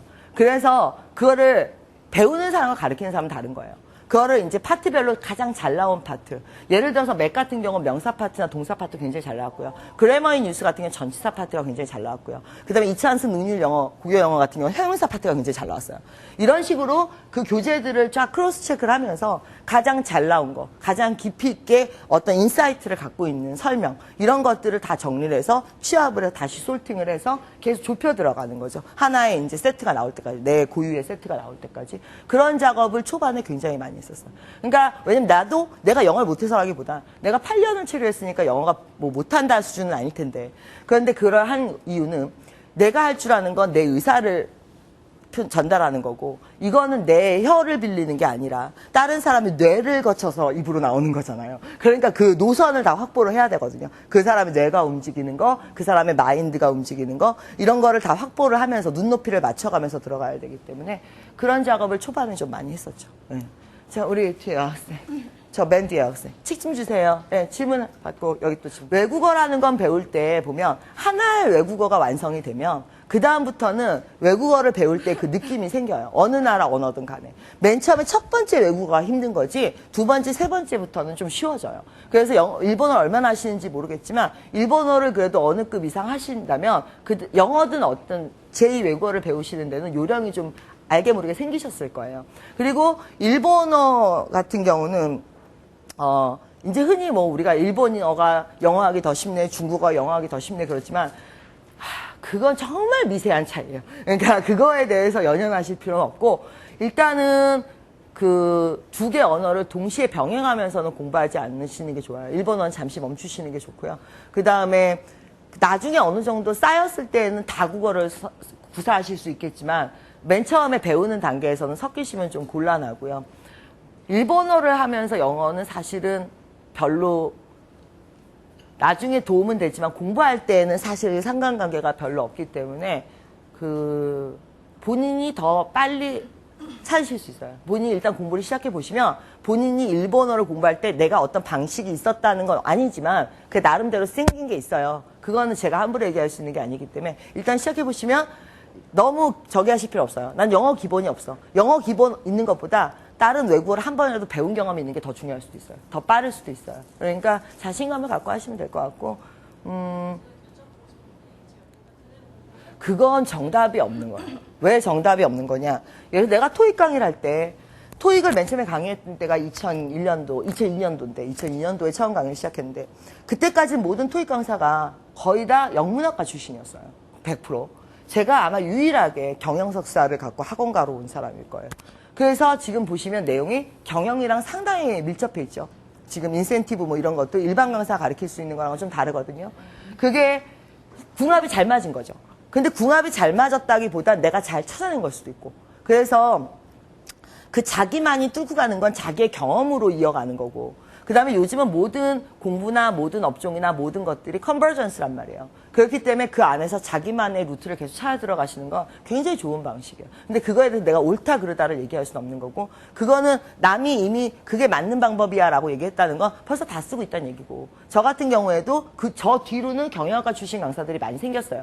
외국에서 다른 과를 공부하고 또 강의를 하는 사람들이, 영문학과 아니더라도, 그러면 다양한 이런 이제 보는 눈들이 오면서 티칭 어프로치도 다 다르게 접근이 되고 있고 어느 것이 정답이라고는 있을 수 없는 거기 때문에 지금 본인이 일본어 하면서 했던 방식을 그대로 한번 적용해보고 거기서 또 다른 길을 찾아 들어가면서 빠를 수도 있고 좀 더 효과적일 수도 있고 남들보다 경쟁력이 있을 수 있어요. 분명히 그거는 있을 수 있어요. 예, 훨씬 더 좋은 방법이긴 해요. 그러니까 일본어에서 했던 방식을 갖고 오면 100% 통용은 안 되지만 그걸 갖고 응용해서 더 빠르고 더 효율적인 방법은 분명히 찾아내실 수 있을 거예요. 다른 사람들보다는. 자, 지금. 아, 물. 네. 아니요. 그렇게는 안 돼 있어요. 왜냐하면 어휘만 따로 강의를 들어가면 어휘만도 막 몇십 강의 나와요, 사실은. 그런데 이게 또 그렇다고 해서 1200개를 또 다 그렇게 공부하실 필요는 없어요. 예, 그냥 너무 밀어넣으시고 시간 대비해서 효율이 없고 이제 저런 식으로 몇 강만 그 샘플 강의들이 있으니까 보시면 느낌이 와요. 아, 요거는 나중에 문제를 풀 때 사람 주어인지를 잘 봐야겠구나. 요거는 나중에 볼 때 전치사를 잘 봐야겠구나. 그런 느낌이 생기면 그다음부터는 본인이 공부를 하면서 충분히 하실 수 있어요. 사전을 보더라도 자기가 알아서 예를 들어서 캐퍼블은 전치사 어부가 중요하구나. 이제 이게 눈이 뜨는 거예요. 그러니까 저런 샘플 강의들을 몇 번 보시고 굳이 유료 강의를 자꾸 들어야겠다 생각하지 마시고 저런 샘플 강의를 보시면 예를 들어서 뭐 형용사들은 전치사를 많이 봐야 되겠구나. 뭐 타동사들은 목적어가 사람이도 나오는 거를 많이 봐야 되겠구나. 이런 눈이 떠지기 시작해요. 그러면서 실전 문제들을 푸실 때 그걸 적용해서 푸시면 좋고 요즘은 책들이 잘 나와서 책들 해설서에 보면 그런 느낌으로 해설서가 나와 있는 것들도 꽤 많이 있어요. 그러니까 뭐든지 너무 처음부터까지 완벽히 이거는 날새요 이러다가 어휘 처음부터까지 완벽히 문법 우리는 공부할 때 너무 완벽하게 하려고 그러니까 명사만 일주일을 해요. 가사명사 불가사명사 직파명사 추상명사 명사 일주일 했어. 동사로 넘어갔어. 그때 어때요? 명사 까먹은 것 같죠? 명사 또 돌아가요. 그러니까 공부가 우리나라 분들이 공부하실 때 안 좋은 게 굉장히 완벽을 기하신다는 거. 근데 언어란 건 그렇게 접근하실 수 있는 게 아니에요. 언어는 리스닝 따로, 어휘 따로, 문법 따로 이게 안 돼요. 사실은 언어라는 건. 어느 정도 들려야 단어가 필요한 단어가 생각이 나는 거고 단어가 어느 정도 채워져야 또 어느 정도 들리는 거고 문법이 어느 정도 돼야 사실 정확한 독해가 되는 거고 독해가 되다 보면 또 그 단어의 필요성이 느껴지는 거고 이렇게 같이 5개가 있으면 조금씩 같이 올라가는 거지 어휘 이렇게 올라갔다가 애시 이렇게 올라갔다가 이건 말이 안 되는 얘기예요. 사실은. 그래서 공부를 너무 완벽하게 하려고 하기보다는 조금을 배우더라도 실제 문제를 갖다 놓고 응용해보시고 굴려보시고 그 다음에 안 되겠다 싶으면 다시 물러나서 좀 공부를 해보시다가 다시 또 응용을 해보시고 이런 식으로 들어왔다 나갔다가 돼야 되는 거지 뻣뻣하게 이렇게 하시면 안 되기 때문에 어휘 1200이 책으로 조만간 나오긴 할 거예요. 그렇지만 그거는 보시면 저는 그것보다는 그런 책이나 그런 거에 의존하기보다는 일단 샘플 강의나 샘플 책을 보신 후에 그거를 스스로 이제 문제를 풀 때 넣어보고 이게 느껴보고 그게 오히려 훨씬 더 빠르실 수 있어요. 저걸 단순히 암기하시는 것보다. 예. 그래서 하여튼 자기 공부니까 이렇게 세팅을 해보시는 게 중요해요. 여기 책 좀 주시고요. 우리 역생. 예. 예? 그렇죠. 저도 영어 포기했었어요. 예. 처음 시작하려는 학생들이 선생님 영어 공부 어떻게 시작해요라고 질문을 하면 그때마다 되게 난감해요. 그쵸, 난감하죠. 예. 어떤 식으로 만약에 교수님께 질문을 주셨으면 어떻게 대답을 하실 건지. 근데 나는 그런 질문이 어떻게 하면 공부 잘해요? 뭐 어떻게 하면 좋아요? 그럼 내가 물어봐요. 내가 그 대답해주면 넌 어떻게 하면 돈 잘 벌지 가르쳐 줄 거야 나한테? 네. 내가 그렇게 물어봐요. 방법은 없는 거거든요. 영어가 싫은 이유는 영어를 못하기 때문이에요. 빨리 잘하면 돼요. 가장 간단한 방법은. 잘하는 건 다 좋아하게 돼 있어요. 자기가 잘하면 다 좋아해요. 자, 이게 어떻게 보면 닭이 먼저냐 알이 먼저냐 얘기예요. 그러면 그걸 뭐가 먼저냐를 자꾸 찍고 들어가려면 도는 얘기예요. 도돌이표예요. 그렇기 때문에 항상 얘기하지만 닥치는 대로 하세요. 닥치는 대로. 내 눈앞에 먼저 보이는 것부터 하세요. 근데 영어가 싫어, 근본적으로. 영어가 싫으면, 난 솔직히 그래요. 영어가 싫으면 다른 과목으로 대학 가라고. 수학으로 가면 되잖아요. 수학하고 국어 갖고. 싫은 걸 왜 해? 자, 근데 굳이 영어를 그래도 해야 되겠다. 영어를 좋아해서 하겠다. 불가능한 얘기 하지 마세요. 내가 못하는 걸 좋아할 수 없고, 남의 나라 말은 근본적으로 좋을 수가 없어요. 영어가 좋아요. 왜 좋은데요? 포르투갈어는 왜 싫으세요? 네. 자, 영어가 좋다는 건 말이 안 되는 거예요. 그런데 이제 영어가 좋을 수 있는 이유는 3가지 정도가 되겠죠. 첫 번째, 잘 사는 나라 언어니까. 있어 보이니까. 사대주의죠. 언어 사대주의. 옛날 같았으면 중국어 공부하셨을 거예요. 100년 전이었으면 아마. 아니 100년 전에 중국어 공부하고 있을 수도 있고 우리가. 자, 어쨌든 그래서 영어가 잘 사는 나라 말이고 지적 허세고. 두 번째는 내가 잘하면 좋아하죠. 내가 잘하면. 세 번째, 필요하니까. 그럼 필요성을 얼마나 절박하게 느끼느냐의 문제거든요.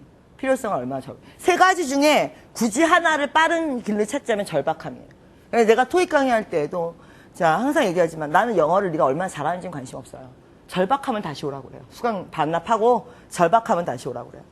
절박하면요 단어를 외워도 까먹어요. 안 까먹어요. 지가 퍼져 있으니까 까먹는 거예요. 그래서 이 세 가지 중에 방법을 잘 찾아봐야 되겠죠. 근데 이제 영어를 그러면 만약에 중고등학생이 와서 나한테 잘하고 싶다라고 얘기를 하면 나는 그게 왜 절박한지를 먼저 물어볼 거예요. 그리고 그 다음에 그거에 대해서 일단은 강제적으로라도 일부가 주입이 돼야 돼요. 영어에. 처음부터 뭐 내가 얘기했던 거 있잖아요. 아까 자동사, 타동사, 가산명사, 불가산명사. 이것도 영어 공부 좀 했으니까 알아들으신 거예요. 영어를 정말 싫어하시는 분은 지금 아까 얘기했던 아까 제가 얘기 자동사, 타동사, 가산명사, 불가산명사 이런 거 얘기해드리면 재밌었거든요. 아까 뭐 아이디어는 가산인데 뭐 이런 얘기하면 재밌었어요. 그나마 영어를 좀 아시니까 재밌었던 거예요. 지금 그 영어 공부가 정말 싫어요라고 얘기하는 사람들은 그런 얘기를 해줘도 재미를 못 느껴요. 그러니까 재미를 느끼게 하겠다고 생각하지 마시고요. 일단 베이직을 강제적으로라도 주입시키는 게 중요하고 기본 단어나 이런 것들이 일단은 단어를 먼저 승부를 시키세요.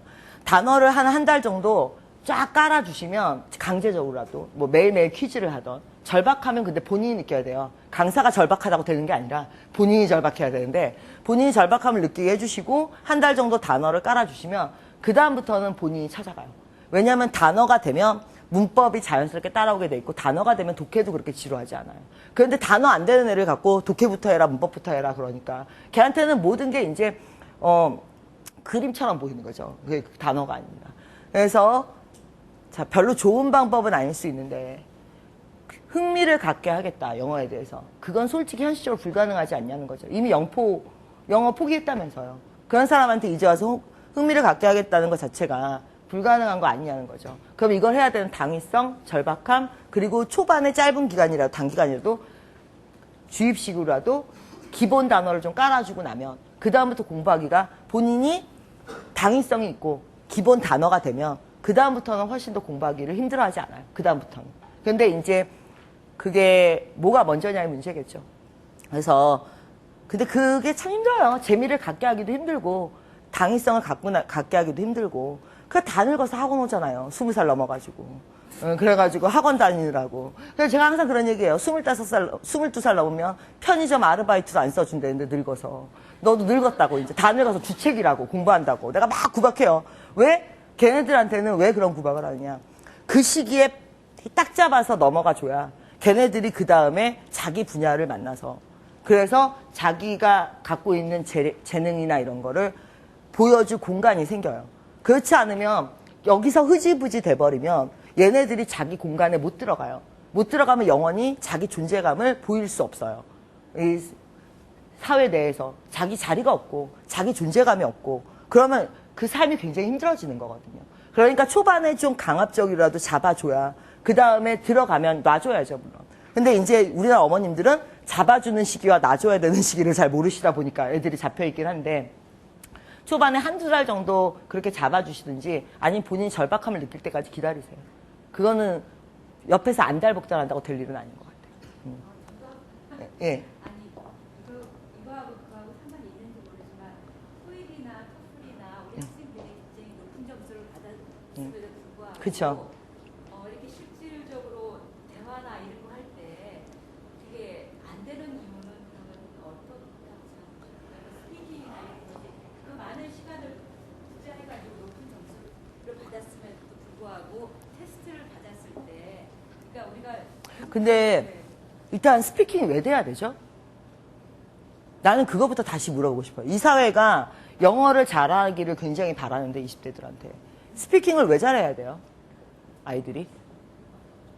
아이들이 영어를 리딩을 잘한다고 해서 그걸로 최신 정보를 업데이트를 하나요 실제로? 스피킹 이전에 리스닝인데요. 리스닝을 이제 우리가 외국인들이 이제 한국 학생들을 테스트할 때 이제 우선적으로 토익이나 이런 것을 점수를 굉장히 높게 받아와가지고 모든 면에서 만족하다고 생각했는데 네, 무슨 얘기인지 제가 이해가 되는데 일단 저는 이 기성세대가 마인드를 좀 바꿀 필요가 있을 것 같아요. 그 토익이나 토플을 받아오라고 한 것도 기성세대고요. 그 아이들한테. 아이들의 문제는 아니죠. 그걸 요구한 건 기성세대잖아요. 그리고 그 다음에 그 아이들한테 스피킹이나 리스닝이나 리딩을 잘하라고 하는데 잘해서 어디다가 쓸 건데요? 그것도 안 가르쳐 주시잖아요. 스피킹을 걔네들이 유창하게 하면 외국인들하고 무슨 얘기를 할 건데요, 걔네들이? 그거는 그냥 부모님들의 꿈이죠. 그러길 바라는 건. 그러니까 본인들이 못한 거에 대해서 이제 그걸 하기를 바라는 건데 나는 솔직히 영어 공부에 대한 접근 각도 자체도 좀 바뀌어야 된다고 생각을 해요. 지금 부모님들의 욕심은 내 애가 영어를 유창하게 했으면 좋겠다. 영어 유창하게 해도 취업하는데 별로 도움 안 돼요, 사실은. 첫 번째는. 그러니까 그거는, 그리고 영어를 유창하게 해도 실제로 그 스피킹을 우리나라 사람들 대부분이 언제 쓰느냐. 외국 나가서 돈 쓸 때 써요. 쇼핑할 때. 그거 외에는 외국인이 너하고 친구를 할 이유가 없어요. 외국인한테는 우리는 못 사는 나라에, 가난한 나라의 동양인일 뿐이에요. 내가 영어 잘한다고 해서 걔한테 그게 어필하진 않아요. 그럼 내가 영어를 잘하는 게 문제가 아니라 내가 영어를 잘하든 못하든 나는 존재가 외국인들한테 어필할 수 있는 건 뭔데요? 그게 이제 경쟁력인데 그 학생들이 진짜 경쟁력은 없는 상태에서 영어 몇 점 받아라, 영어 몇 점 받아라 이거에만 치우고 있거든요, 지금. 그 영어를 갖고 뭘 할 건지는 나는 정말 궁금해요. 제가 아까도 말씀드렸지만 천대기업, 대기업 직원들이 실제로 영어를 써본 층이 30%밖에 안 되고 그 중에서도 대부분은 이메일이었고요. 스피킹하고 리스닝은 없었어요. 그리고 여러분들 이렇게 생각하시죠. 내가 영어를 잘하면 최신 정보를 막 이렇게 뭐 읽어볼 것이다. 한국어로도 안 읽어요. 최신 정보 지금. 예. 무슨 영어로 최신 정보가 있습니까? 이게 현실이거든요. 그래서 나는 특히 부모님들한테 그런 얘기를 많이 하는데 영어보다는 영어 포기 잘했어요. 저 영어 학력고사 때 65점 만점에 18점 받고 들어갔어요. 예. 근데 그러면 내가 영어를 우리나라 겁나게 잘해서 스타 강사냐? 그런 건 아니거든요. 저보다 영어 잘하는 사람 너무 많아요. 지나가는 여기 커피숍에 스타벅스에 가도 많아요. 저보다. 문제는 걔네들이 대부분 백수라는 거죠. 예. 나보다 영어 잘하거든요. 유학 갔다 오고 스타벅스 가보세요. 돈 많은 집 자식들 뭐 이렇게 우리가 흔히 그렇게 얘기하죠. 응? 근데 걔네들 잘못이냐고요, 그게. 그래서 나는 부모님들이 조금 다시 한번 생각을 해보셨으면 좋겠는 게 영향력이 크시거든요. 부모님도 영향이 굉장히 크세요. 요즘 자녀들한테. 그러니까 사회적으로 인정받고자 하는 욕구보다는 요즘 20대들은 내 부모한테 인정받고자 하는 욕구가 더 커요. 요즘 20대들은. 그렇기 때문에 부모님들의 역할이 굉장히 중요하거든요. 지금 20대들이. 근데 내 아이가 과연 스피킹을 잘하고 그리고 리스닝을 잘하면 그럼 어디 낙하산으로 꽂아주시게요? 네. 취업은 못하는 거거든요. 그래도. 자기 공간은 없는 거예요. 네. 그래서 영어에 대해서 부모님들도 어떤 공부를 어떻게 시키겠다는 게 있어야 될 것이고 그 다음에 토익이나 토플 같은 경우는 아까도 말씀하셨어요. 잘하는데 영어를 못해요. 자, 그러면 그건 어떻게 생각하느냐. 전 토플은 잘 모르겠지만 토익은 만점을 받아도 영어 못하세요. 그건 당연한 거예요. 왜? 토익이라는 시험 자체가요. 영어를 잘하라고 디자인되지 않았어요. 처음부터. 아까도 말씀드렸지만 영어로 가능한 정도까지만 물어봐요. 네가 사전을 찾았을 때 이 배열이 가능하냐. 기본 단어들을 유의어를 찾았을 때 골라낼 수 있느냐. 이 정도까지만 물어봐요. 그거면 만점을 주겠다는 게 토익의 입장이에요. 시험의 레벨이나 범위나 테스트의 목적이 있어요. 그렇기 때문에 테스트의 단계가 그렇게 높지 않은 시험이에요. 토익 같은 경우는. 그러면 토익은 왜 자꾸 기업이 보라고 그러느냐? 자, 보시면 예를 들어 내가 배구 선수를 뽑아야 돼요. 배구 선수를 뽑아야 돼. 블로킹 선수를 뽑아야 돼. 그런데 지원자가 10,000명이야. 한 명 뽑아야 되는데. 그럼 10,000명을 다 블로킹을 시킬 거예요? 어느 세월에 뽑아요? 3년 걸리겠네. 한 명 뽑는데. 그렇죠? 그럼 걔네들을 기초 테스트를 시키겠죠. 그래서 거기서 걸르겠죠. 그럼 걔네들 뭐라 그래? 아니 블로킹 선수 뽑는데 100m 달리기 왜 시켜? 지금 같은 질문이에요. 네. 우리는 일단 토익이나 토플로 한번 걸르려고 하는 것뿐이지 거기서 인재를 뽑을 마음은 없어요.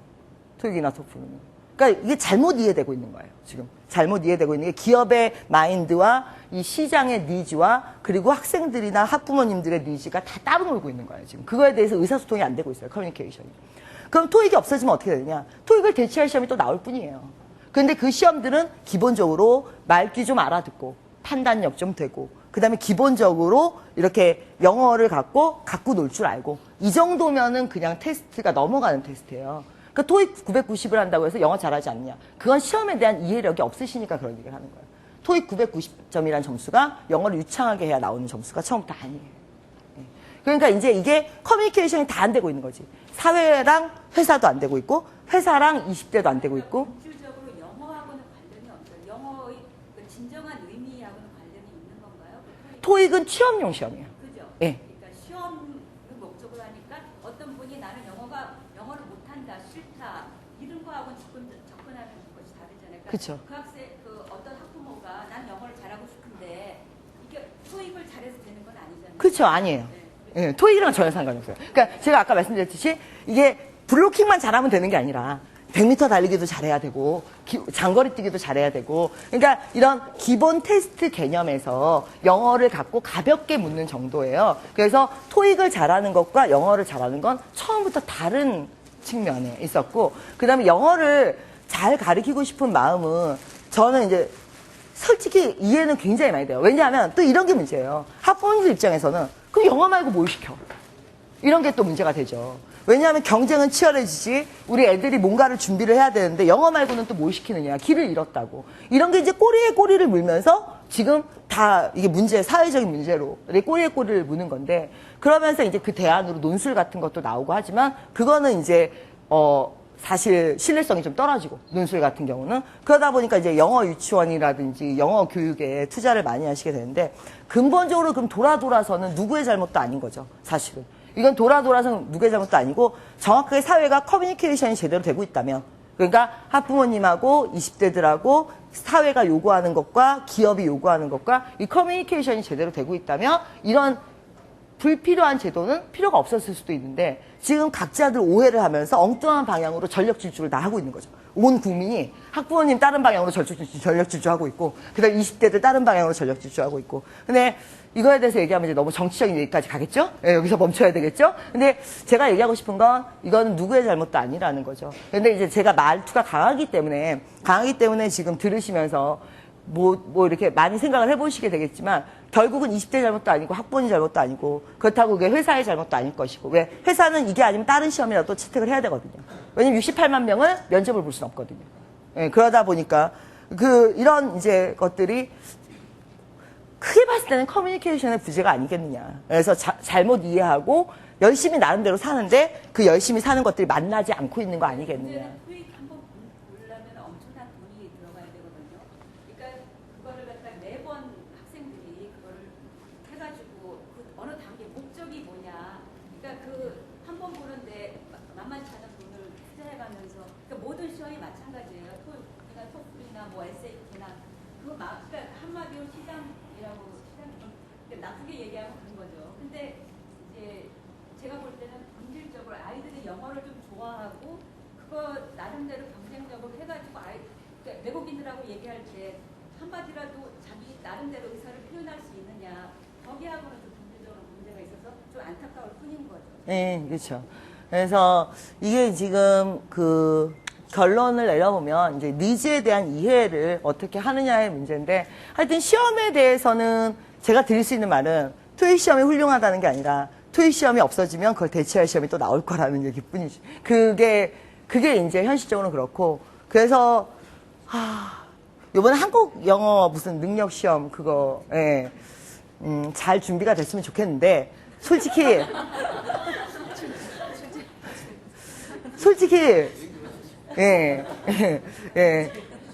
제가 나중에 명함 받아가요. 근데 솔직히 저는 그래요. 그 시험들이 대부분 교수님들이 많이 투입이 되셔요. 교수님들은 아카데믹 영어를 하시는 분들이에요. 제가 아까 그랬죠. 수능이 잘못된 게 아니라 수능의 목적 자체가 영어로 전공 서적을 읽고 지식을 습득하는 거기 때문에 독해를 위주로 한다. 그러면 아카데믹 월드에 있는 시험이고 아카데믹한 분들이 내시는 게 맞고 그런데 토익이라는 건 막말로 영어로 송장을 물어보고 영어로 기획안을 물어보고 영어로 컨퍼메이션 레터, 액너러지먼트 레터를 물어보는 건데 아무리 영어를 잘하신다고 해도 잘 경험을 못 해본 분야가 들어가거든요. 그래서 지금 솔직히 이번에 새로 개발되는 영어 시험에 대해서도 나는 솔직히 닦아놓고 얘기해서 별로 기대 안 해요. 왜 그러냐면 탭스의 실패를 만회할 만한 분석이 충분히 돼 있냐는 거죠. 토익이라는 시험을 잘 보시면 아주 약 올라요. 단어가 겁나게 쉬워요. 겁나게 쉬운데 문제는 더럽게 어려워요. 토익을 보시면. 그거 아주 세련된 문제들이에요. 지금 토익이. 이거에 대한 본질적인 연구가 우리가 돼 있느냐. 얘네들이. 얘네가 1200개만을 갖고 충분히 네이티브만이 낼 수 있는 문제들이에요. 어떻게 보고 있으면. 캐퍼블과 에이블의 차이 이런 것들을 자연스럽게 짧은 문장에서 이렇게 구사한다는 것 자체가 영어를 세련되게 한다는 징조인데, 그래서 좀 더 실무적인 요인들이나 이런 요소들을 많이 끌어안고 문제가 제작이 됐으면 하는 바람이 있죠. 왜냐면 저도 이 시험이 잘 나오면 갈아타야죠. 네, 그러다 보니까 그 시험에 대해서 저도 관심은 굉장히 많아요. 언제까지 남의 나라 시험을 가르치겠어요. 나도 그거에 대해서 굉장히 지금 기분이 안 좋은 여러 가지 일들이 뭐 많이 있으니까. 그래서 남의 나라 시험 갖다 쓰다 보니까 사실 더럽고 치사한 일이 많아요. 그래도 그건 걔네들의 권리하고도 관련된 부분이니까 일방적으로 비난할 수 없는 부분이 있고요. 그러다 보니까 내가 바랄 수 있는 건 빨리 한국에서 시험이 나와서 그걸 내가 가르칠 수 있는 게 가장 좋죠. 제 입장에서도. 예. 예. 토익이 한국에서만 있는 시험. 아니에요. 150개 국가에서 두 달 그럼 다 평균 나라에서도 인정을 다 인정받죠. ETS라는 기관이 우리로 치면은 수능을 내는 기관인데, ETS라는 기관은 우리가 싸워서 이길 수 있는 기관이 아니에요, 사실은. 굉장히 대형 그룹이에요. 교육기관에서는 세계적으로 탑인 기업이고, 예, 그 건물이, 한 건물을 전체 쓰는데 직원만 2,000명이거든요. 그 중에 절반이 출제위원이에요. 그렇게 생각하시면 돼요. 그러니까 그 문제에 개발되는 깊이가 어느 정도일 것이다. 걔네들 정직원이거든요. 2,000명이. 그러면서 문제를 개발해서 ETS에서 개발하는 게 이제 GMAT, GRE, 테스트 아니고 ETS에서 하는 게 GMAT, GRE, 그다음에 그 TOEFL, TOEIC 이제 그 외에도 수십 가지 중에 우리나라에 안 들어와서 그렇지 시험의 종류는 더 있어요. 그리고 나라마다 그 니즈에 맞게 뿌려주고 있고요. 걔네들의 채점 방식도 굉장히 독특해요. 우리나라 채점은 무조건 틀린 개수 곱하기 5죠. 예. 걔네들은 표준 편차를 이용한 채점 방식을 갖고 있어요. 그러니까 걔네들의 시험이 선진국적이라는 요소는 문제가 세련되기만은 아니에요. 그 채점 요소라든지 아니면은 평가의 정확성이라든지 뭐 일관성, 변별력 이런 것들이 모두 다 확보된 상태이기 때문에 그래서 그 시험을 우리가 마지못해 갖다 쓰고 있긴 한데 자 빨리 바뀌긴 해야 되겠죠. 예. 자 마지막으로 한 번만 더 줘. 예, 우리 저기 예, 예, 그럼 두 분. 자. 예. 네, 뭐 교수님께서 생각하시기에는 예. 교수님은 영어 선생님, 잉글리시 티처라고 생각하시는지 아니면 점수를 만들어주는 점수 제조기라고 생각하시는지에 대해서 생각해 보세요. 굳이 얘기해서 나보고 점수 제조기냐 이렇게 물어보면 나는 그것도 나쁘지 않다고 생각해요. 왜냐하면 이런 거죠. 애기들한테 과자 팔면 그러면 다 나쁜 놈이겠네요. 과자에 몸에 좋은 게 뭐가 있어요. 그렇죠? 예를 들어서 우리나라에 예를 들면은 모든 것에 안 좋은 점을 찾자고 하면 끝이 없죠. 내가 왜 토익을 가르치느냐? 그러니까 영어에 대해서 나는 내가 갖고 있는 마인드나 지식의 깊이가 절대 웬만한 교수님보다 떨어진다고 생각하진 않아요. 지금도 이제 중간중간 얘기하면서 나오겠지만 영어에 대한 내가 그동안의 백그라운드나 뭐 연구한 깊이나 이런 것들이 10년 이상을 영어 강의를 했고 거기에 투자된 돈도 어마어마한 거고 인력도 어마어마했기 때문에 나는 웬만한 교수님보다 월등하지 못해요. 월등하지 못한데 그래도 이제 교수님들이 공부하시는 만큼 나름대로 하고 있다라는 얘기를 이제 나름대로는 하고 있어요. 그 얘기를 내가 왜 먼저 시작을 했느냐. 그럼에도 불구하고 난 어디 가서 영어 가르친다는 소리는 하지 않아요. 나는 취업을 시켜요. 굳이 얘기하자면. 그러니까 이 나라의 대부분의 젊은이들은 영어를 쓸 기회가 없는 젊은이들이에요. 실제로. 영어에 대한 스트레스는 엄청나게 받지만 영어를 쓸 의미가 없는 학생들한테 자, 두 가지를 얘기를 하죠. 첫 번째는 취업을 위해서 자격증을 만드는 거나 마찬가지인 건 맞아요. 하지만 이왕 그걸 만든다면 영어에 대해서 나중에 공부할 수 있게 맛있게는 만들어줘야죠.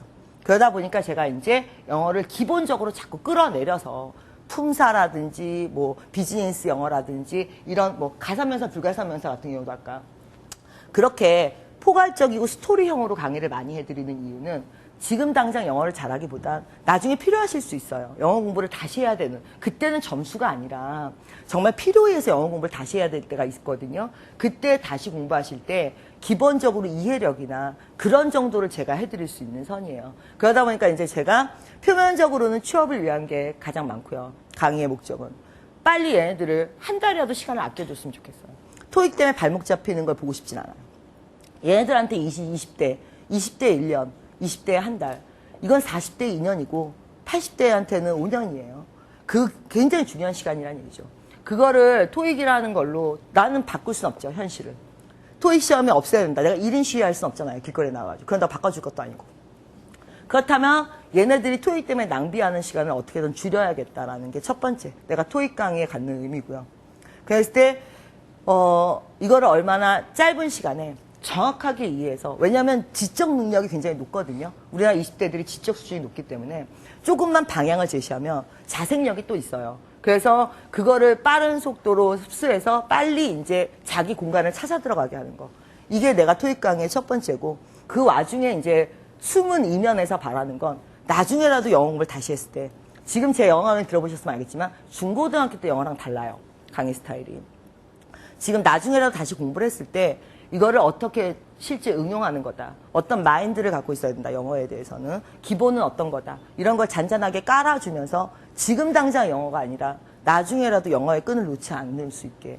그게 이제 제 이면에 제가 연구하는 부분은 그쪽을 많이 연구하고 있고요. 예. 그렇다고 봐야 되죠. 제가 여쭤본 이유는 저 역시 이제 13년 지금 강의를 하고 있는데 예. 교수님께서는 성인들 대상을 하시니까 예.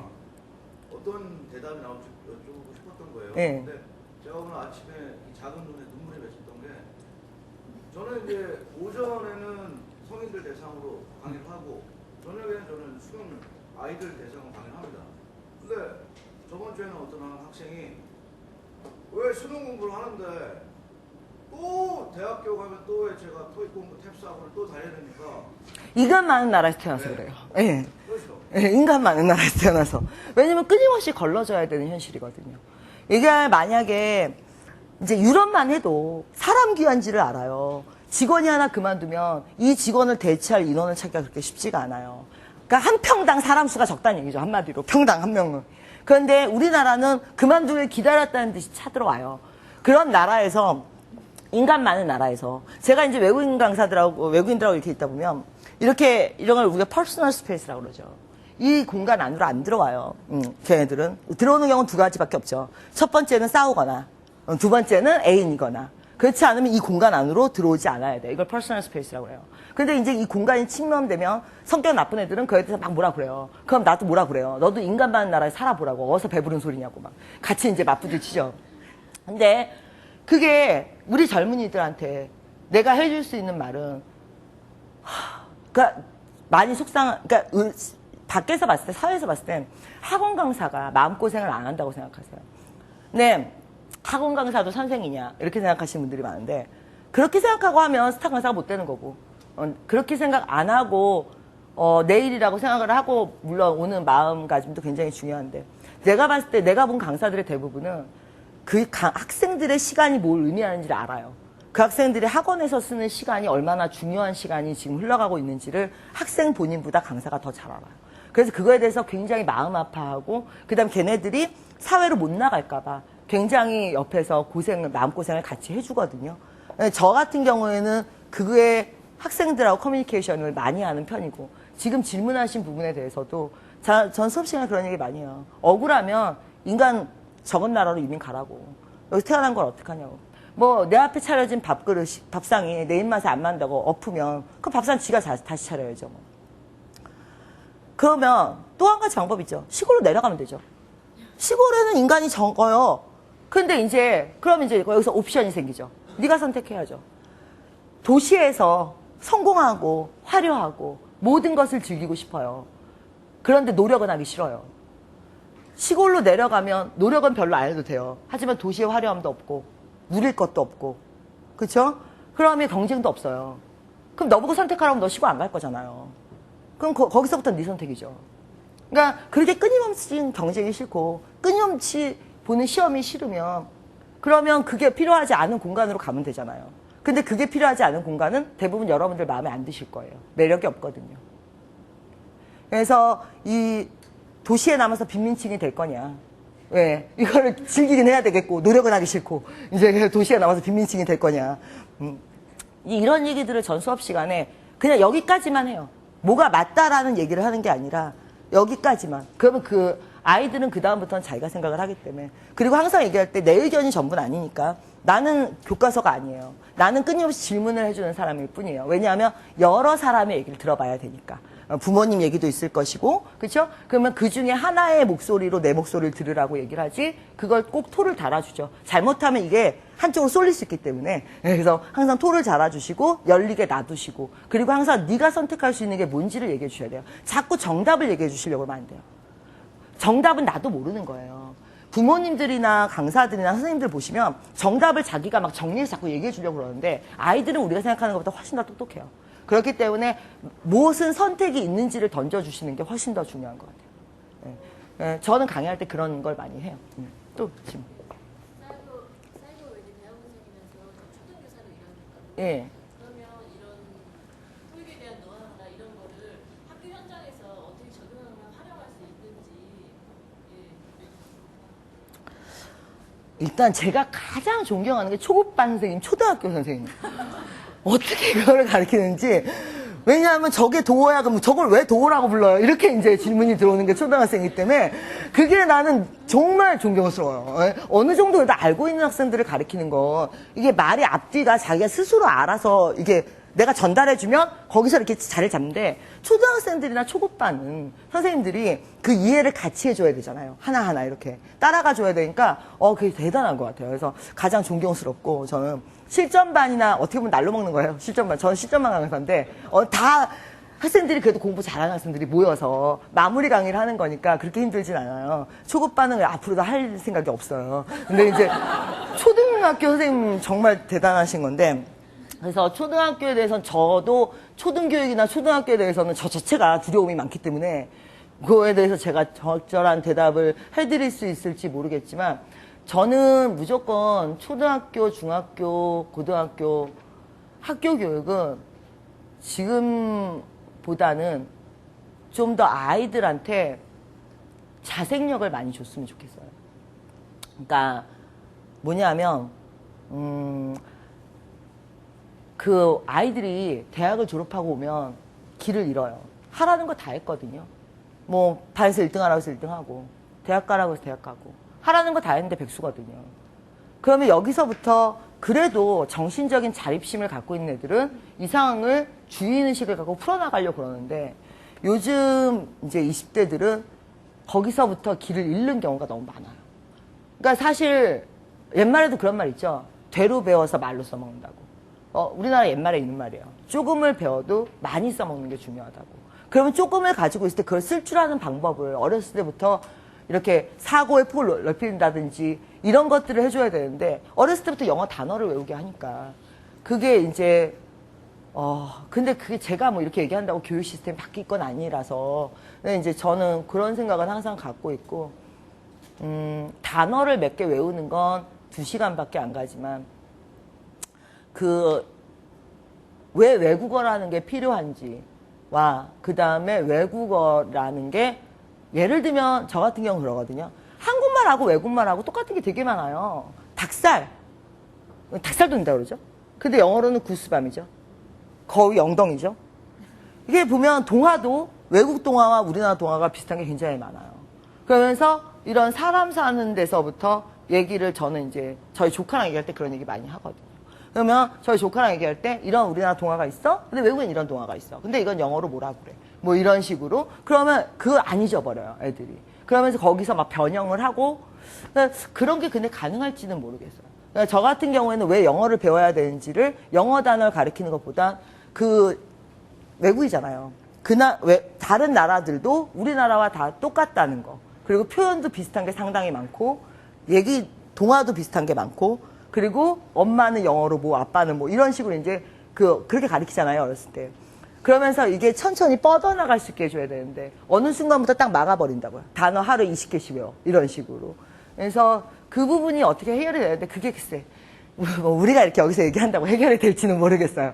예. 그렇지, 안 바뀌겠죠. 자, 오늘, 예.